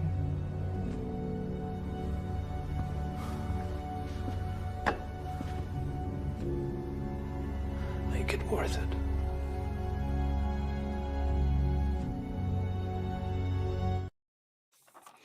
The one thing I want to say about that right there is Andor looks the most like Andor in Rogue One than he does in anything else. Like that scene right there, he looks exactly like he did in Rogue One. It's beautiful hair, though. It's all in the hair. Absolutely. Perfect hair forever. Yeah. But There's no need to thank us, and that's because we don't exist. But that little excerpt just sort of resonated with me. It sort of foreshadowed the future, obviously, because we know what happens. But she's the leader, like you said earlier. She is the front man of the rebellion. So to have her get saved by Cassian, and then to reaffirm that, make it worth it. Oh, it just like Chills, gave man. me goosebumps. Yeah. Mm-hmm. But it was so powerful. The timing, the cadence of the entire scene was just perfect, I thought. I also love the fact that she doesn't know how to thank him because she's never seen anything like that before. Dude, she just witnessed 2 people get mowed down right in front of her. One of those people being a driver that she's had for years. For years. Mhm. And so I think did that- love the don't call for a replacement. They might send someone. Yeah, that was. Oh yeah, well, yeah. He was her driver, but she knew that he was a spy. Oh Yeah, and he And was he also. dumb. He was a, Yeah, and I wanted love- to ask what you guys thought about we're talking about episodes that we didn't get to see. Mhm. When I thought this was going to, I guess we still have 3 episodes to go, but I thought the build up to Mon Mothma's like coming out speech, I thought they were going to kill her daughter. Oh, kill And that's what was going to drive her over the edge. So I'm kind of curious as to, after she's run off now, she's joined the rebellion. We don't really get a mention of her husband and daughter. I guess her daughter's protected by the father-in-law and his empire. But I would bet they denounce Mon. If we see Okay. anything, it's her husband and daughter denouncing her and being like, we don't associate with her anymore. She's been falling off the edge for a long time. Interesting. She's a rebel. We have no clue. Well, they don't. think There's that- no that- way. I think that even if they did know, they'd have to deny it. Oh yeah. That's what I figured he was saying. But I think in a way they've probably been suspicious of this for a long time. And I would guess that her doing that just solidifies it, especially for her husband. He's probably like, "Oh yeah, okay, that makes sense. Yeah, take her. Theron's just like, Find "Oh, her. I don't well." care." But at the same time, I appreciate that her motivation was purely for the sake of the Republic, and like she didn't need that final. I thought that was gonna be her final push. Like, oh yeah, they killed my daughter. Maybe not her husband, but they like my daughter, who I just like. She loves her daughter a lot. I mean, who wouldn't? But like they spent so much time focusing on what she was putting her daughter through for the sake of the rebellion, and then for her to be killed, it's like, well, now like suck it, Empire. Now nothing's holding me back. Yeah. From joining the rebellion. Still could see that. Yeah. Still could like to Still the point still where could. She Still becomes could, but merciless after that. I really thought that was going to be the final straw that like made her like, nope, I'm like, this is why I'm giving the speech because it was just genocide. Yeah. Killing It didn't have to be personal. No, it didn't, and so I appreciate that. And props to the writers for actually using the word genocide to Mhm. describe what happened on Gorman, because that's touchy. Yeah, but I mean, it's exactly what happened. Oh yeah. So, No, but just I mean, you can see the galaxy. You can see this in the Senate, the other reactions as she says it. They were not happy about that at all. Mm-hmm. What a great spy thriller moment that we get though with her departure from the Senate afterward. Dude, the whole thing with Bale's team, Erskine, and it's being like, it's a rebel spy. Mm-hmm. That's the and then- first death that Mon sees. Oh, her face when Andor Oh, shoots man. someone, her face is just fantastic. Go pause on her little surprise face. It's great. Wonderful actress. Ooh, there's another one that was going to be a choice of mine for shot of the show when Rylance's daughter gets hit by the droid. Oh. It's one of those. It's so sad, but it was one of those like moments where you see a character know they're about to die. Yeah, Like when she Enza gets grabbed. Mm-hmm. And the dude on the ground when he screams. Oh Yeah. Have you guys seen the Kenneth Branagh Frankenstein? Oh God, yeah, with De Niro. Yeah. Oh yeah. But Yeah. so there's that. I've seen that a few times. I still don't know exactly why this girl got killed, but that moment when they throw the noose around her neck and they toss her off the building, like that actress does such a good job of like, oh shit, like this is happening, and there's no way out of it for me. Panic. That's what she looked like. It was like that droid, was coming at her. She's like, oh shit, there's no, I can't. And then she gets hurled. I thought she was gonna like, roll over and kind of like walk away wounded. But no, they gave her the Gwen Stacy hit the neck. treatment. Yep. Gave her that Gwen Stacy treatment and just like hit her head so hard on the concrete. Physics, man, just says Mm-hmm. no. Dude, Poor Rylance. Poor Rylance tried to stop the whole thing, and now are all of his kids dead? Yeah, I think so. Yeah. He had the son and the daughter, right? And they're Yep. she died, and then his son like bled out in Burial's arms, and Yep. I want to see what happens with him. Like, does he? I don't think we'll see much more of Gorman after this. Oh, I okay. think this is the end of Gorman. I think we will. I think we will, if nothing else, just to catch back up with Dedra. Dedra's gonna be moved on. She's off of that massacre. She's on to a new massacre. Yeah, she's gonna be partnered up with Thrawn somewhere, trying to find the Ghost Crew. Oh no, she gets a new haircut and she becomes Governor Price. Oh my God, Governor Price. Deep cover agent. I guess I forgot about mine. My Starlight Killer scene actually was in episode 8. It's the very beginning of episode 8. It's the opening shot of Gorman. Yeah. And just with his new tower. I love that. God, just showing how bad the Empire is. Like, man, they can't even fucking try to blend in with the architecture. Right? It just hangs out like a fucking dick between your legs. It's horrible. I was gonna say a sore thumb, but like that works too, I guess. Yeah. You know what this reminds me of, and this is one of those funny things of like not realizing something at the time. You guys seen Ocean's 13? Oh yeah. Oh yeah. When they go and enlist Andy Garcia Benedict into their team, and then he gives his whole reasons for like, this is what you're gonna do if you want my money to take this guy down, and then he says Bank's monstrosity of a building casts a shadow over my pool, break him. And I always thought he was being metaphorical. Like I was like his gaudy building is making all the rest of us look bad. He's casting a shadow over everything that we, the Vegas elite, have built. And then I think I watched like the fourth time I saw it. It's like, oh, it literally casts a shadow over his pool on his hotel. Yeah. Like, oh, he's such a petty bitch.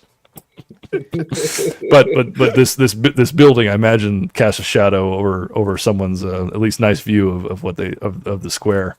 That's the whole monument. They do that on purpose. Oh yeah, dickheads. Yeah. But yeah, I mean, gosh, this arc was just so full of everything. Brutal. And it was a great like kind of wrap up for the Gorman story. We saw the opening to what was going on in last week's arc, and then this arc we're seeing the end of it. And we finally got K2 at the end. Mm-hmm. The return of Ellen Threedick. Thank you. I'm never gonna let you forget that, my man. Someone yelled that at me at Comic-Con. Did I tell you about that? Yeah, I was right next to you. Oh yeah, you were right. You were right there. Dang, I forgot about that. We'll just retcon that. Don't worry. Still oh yeah, mine's up. It's right there. Yeah, I got mine. Yeah. I love his introduction though. It's Hello. he wakes up and what does he say? Did I offend you? Yeah. If not, could you please point that somewhere else? Like, I'm sad your theory didn't ring true that he was gonna be like B2, like put into into it. But at the same time, well, because I really thought that because this is a KX unit and he's called K2SO, so I thought it was like B2 emo combined with a KX, but there's still time. But it seemed like his personality that we know in Rogue One is right there. So and who knows? Maybe this last arc is them going to find B2 to get his like circuit board to put in K2. No, the next story. The next K2 he's already K2. It's B2 who's actually been behind everything. B2 is actually Partagas. Just running a little Darth B2. Darth Emo. Oh my god. No, he's Agamus, and he jumped over from a different universe. It's a Star Trek reference for when Jesse listens to this, he'll be like, "Oh, good, nice." They did retcon K2's. They did retcon K2's story from the comics. The original comics had Cassian actually reprogramming K2 on like a different planet, like during a battle, basically. So the writers of this show were like, "Yeah, nah, we're gonna do something way better than that." Now, are we to believe that K2 is the droid that like kind of curiously looks at Cyril while all the other ones are just kind of like? I just gonna bring that up. It was proven. Someone actually took a still shot of that K2 droid looking at, or sorry, the KX droid looking at Cyril, and then later on, they showed that droid walking towards Andor, and it has the same exact markings on its chest. So I wonder if it is already a droid with a certain personality. Yeah, it hasn't been wiped yet. It's like one of the earlier models that hasn't had its mind wiped yet, and it's or something. Like he turned to look at him as if, and he know like because isn't he threat assessment? Yeah. Remember he's like, what our scientists said there, how it's more about impulse suppression than reprogramming. Oh yeah, that's right. That's right. So K2 just has all these part impulses. of his personality could have always been there. It was just evil. Roid rage. It was like when rage, it was like when 3PO was put on a battle droid. Die, Jedi, die! Did I just say that? I'm so sorry. Yeah. So you're saying K2 is bipolar? Yeah, absolutely. Well, no, binary. I'm sorry. There's way too many opportunities for droid jokes in here right now. One hostile. I feel like chances that she'll use it against you, they're high. They're very high. I feel like we have talked a lot about these episodes and that we have covered pretty much everything that I wanted to cover. Was there anything else that you guys wanted to bring up before we go on to the Tusken Raider? Steve. You guys talked in your first episode about how you think the series is going to end with, Andor getting off the ship to go and meet the contact. Maybe. I'm going to throw my hat in the ring and say it's going to jump ahead right to the moment that Scarif is going nuclear. Ooh. Yeah, like he's going to be like he's remembering all of this right in those moments. Oh, or maybe even like beautiful. Or at least the flashback. Something like that, or at the very least, because there's having again cheated and watched Rogue One before the ending, he's missing for a time when he falls off of the data wall and he's unconscious for a little bit. I want to see the ending of this series be him waking up right there and be like, shit, I have to get up there. Jin must have gone up there and done a thing. So like just his final moments starting from there would be cool for me. That would be interesting. And then we can also get that cut scene. We can maybe get a bit of that scene from the Rogue One trailer where they're running across the beach that they cut out. Yeah, I would There guess was- they're Not, gonna not do necessarily, that. but yeah. I don't I know. would like that. I would like his story to close with how it actually closes, and not like, oh look, we pulled a Revenge of the Sith, and everyone's where they should be.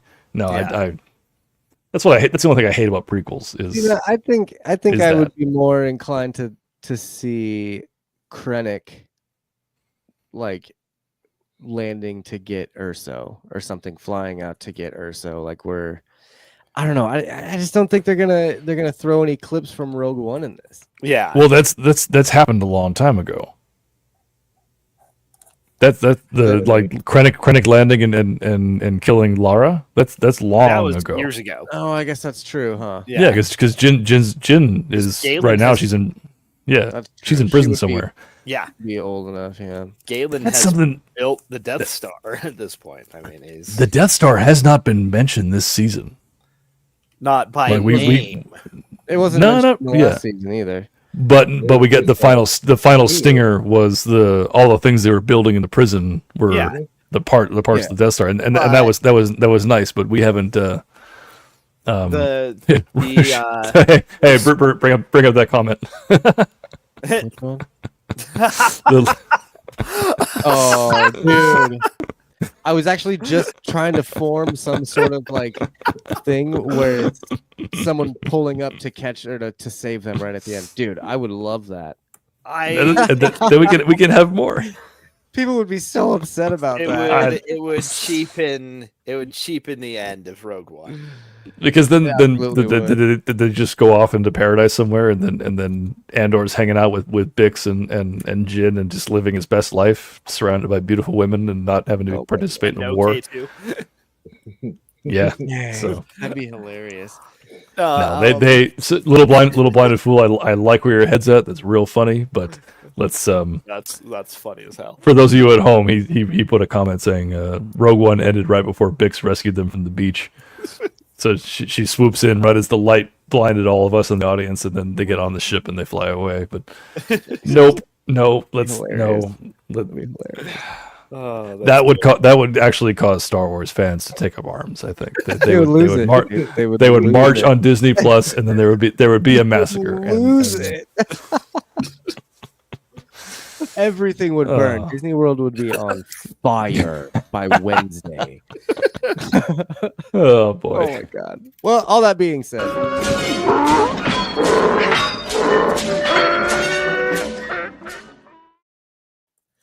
before anything gets, set ablaze, let's make sure that we rate this arc. So we've been doing it this whole this season where we just rate the arc as a whole out of 10, and we're gonna do the same thing this week. So let's start with Justin. What would you rate this arc out of 10 KX droids? I would give it a K9. Bark.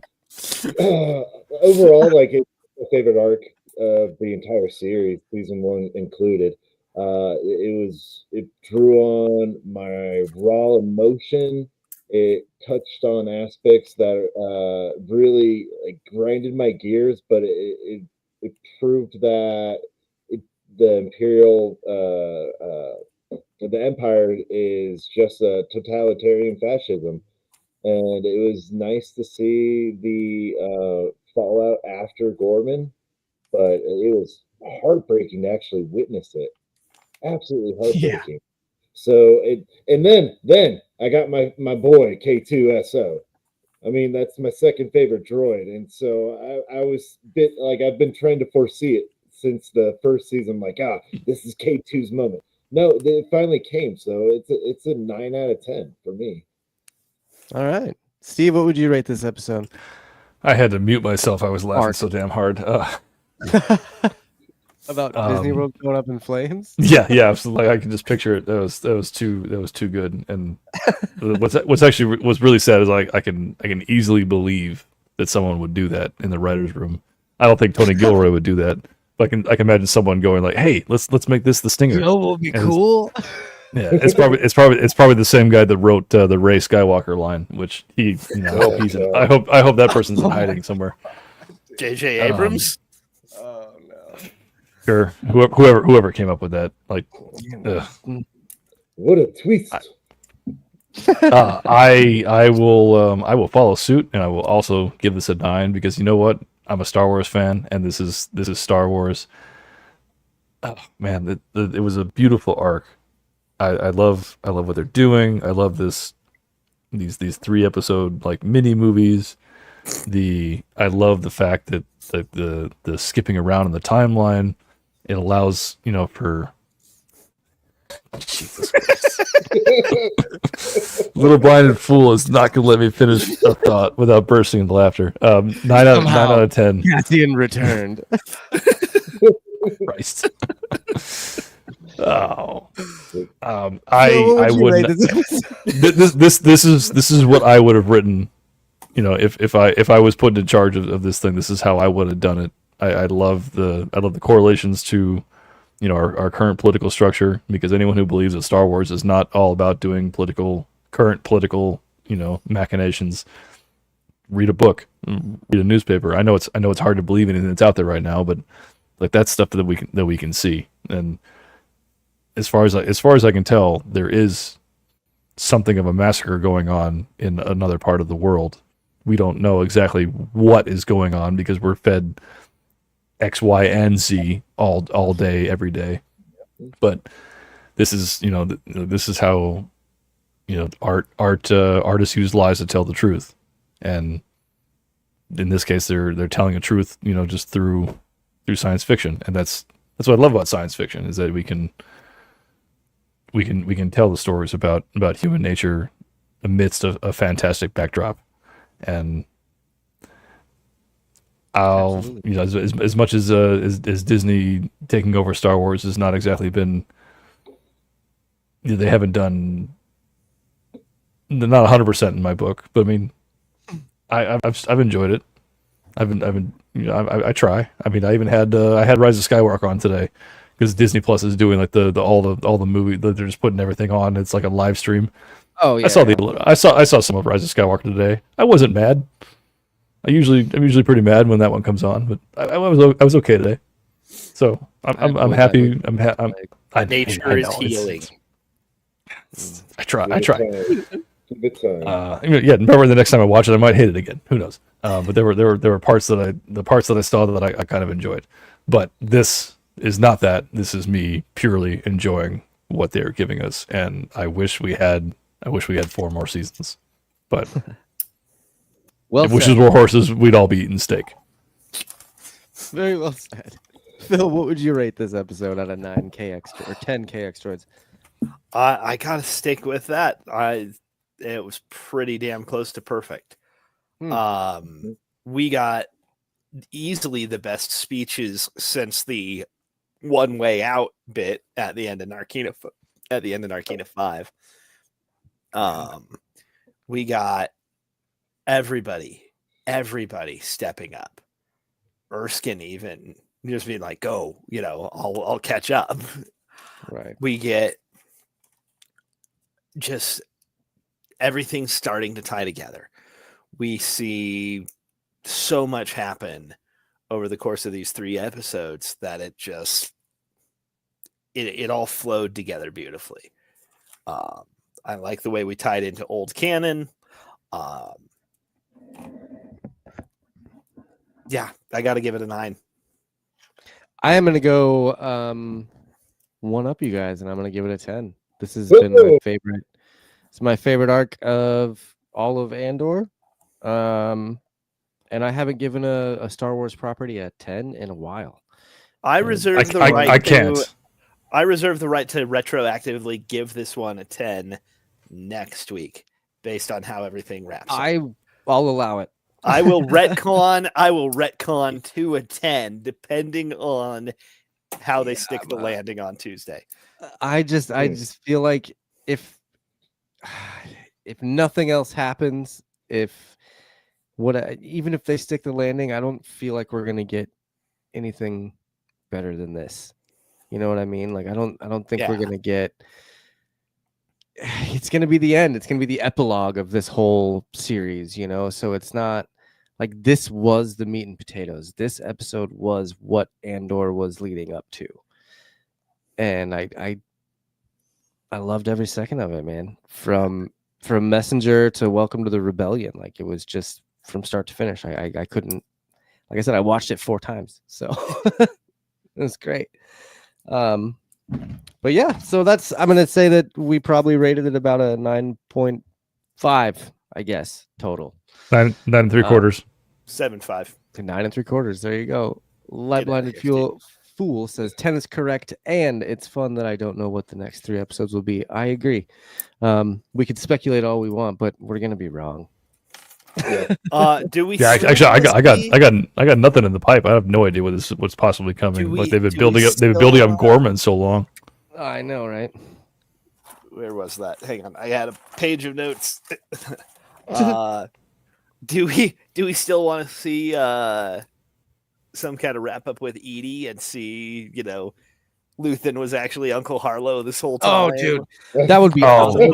Yes, please. I think that's still my favorite fan theory that we've come up with. Like Cassian did say, he did say something about burning bridges, and Luthen was like, "I'll make sure to be done with all that by the end of the day." So we didn't see what his last bridges were that he was burning.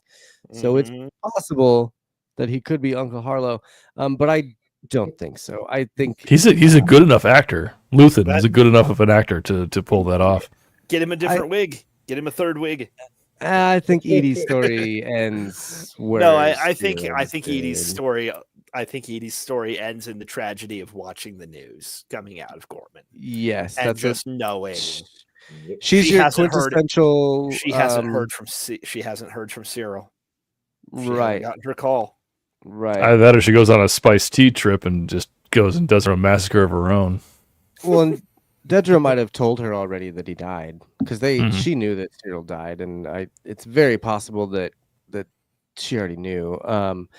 Isn't spiced tea not like chai tea? It's like tea with Star Wars spice in it, like the drug booze in it. It's like booze in it. Yeah. Okay. So yeah, she's gonna go hard into that tea and then raise some hell.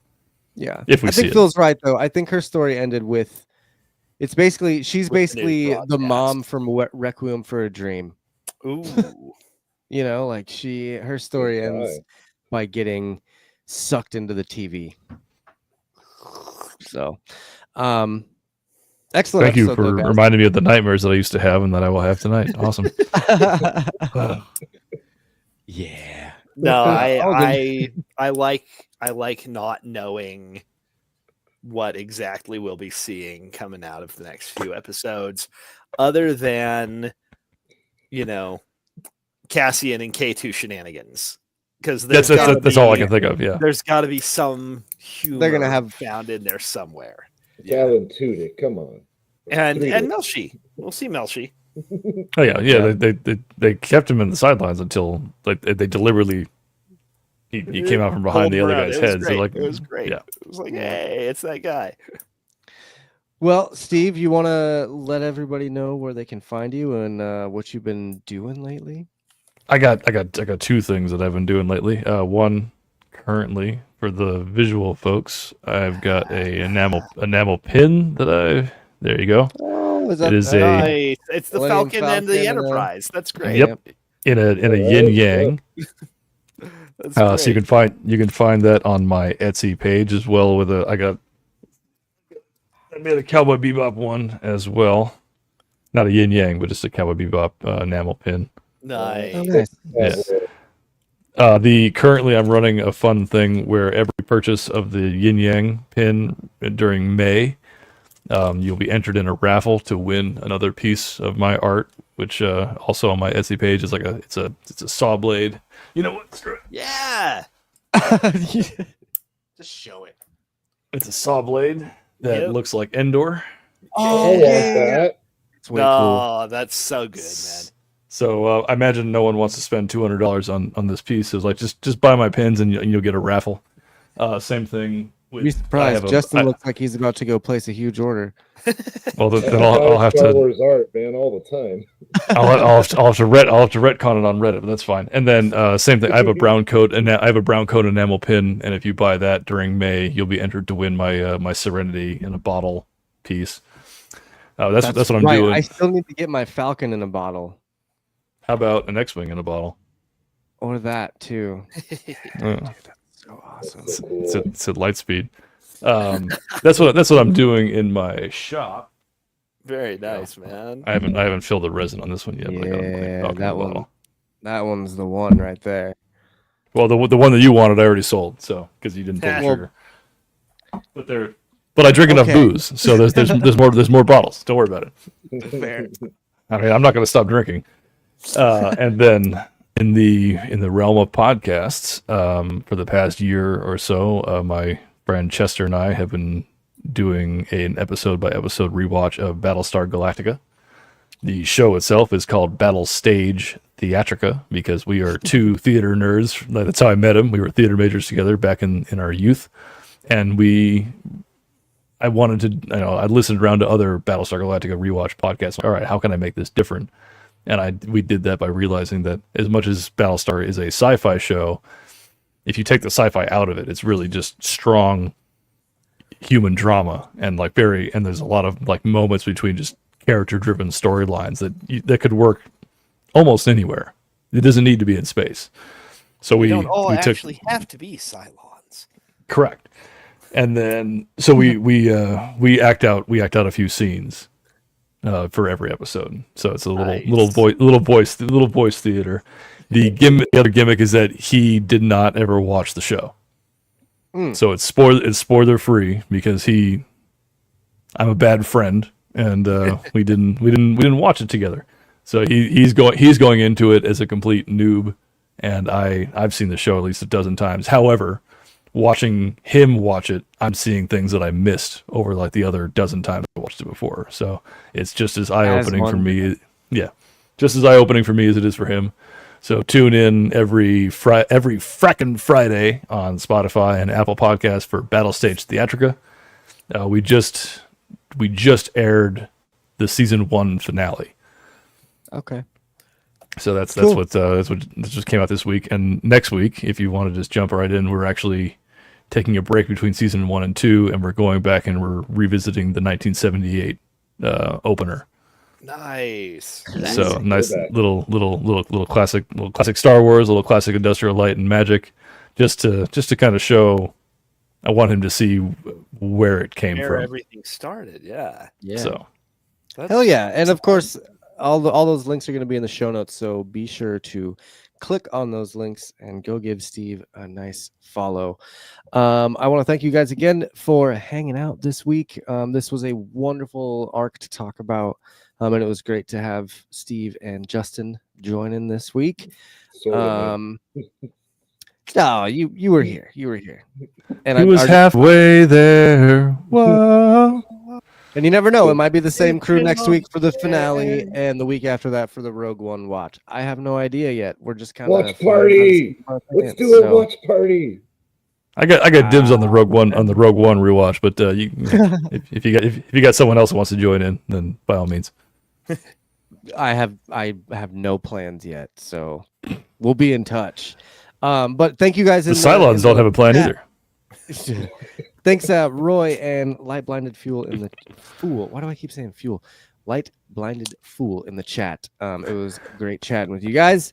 And we will be back next Saturday at the same time to talk about the finale of Andor. Woo! All that being said, I have been your host, and my name is Josh. I'm Phil. Justin. So say we all. And of course, we have been Quest Me. We're going to talk at you next week. May the Force be with you.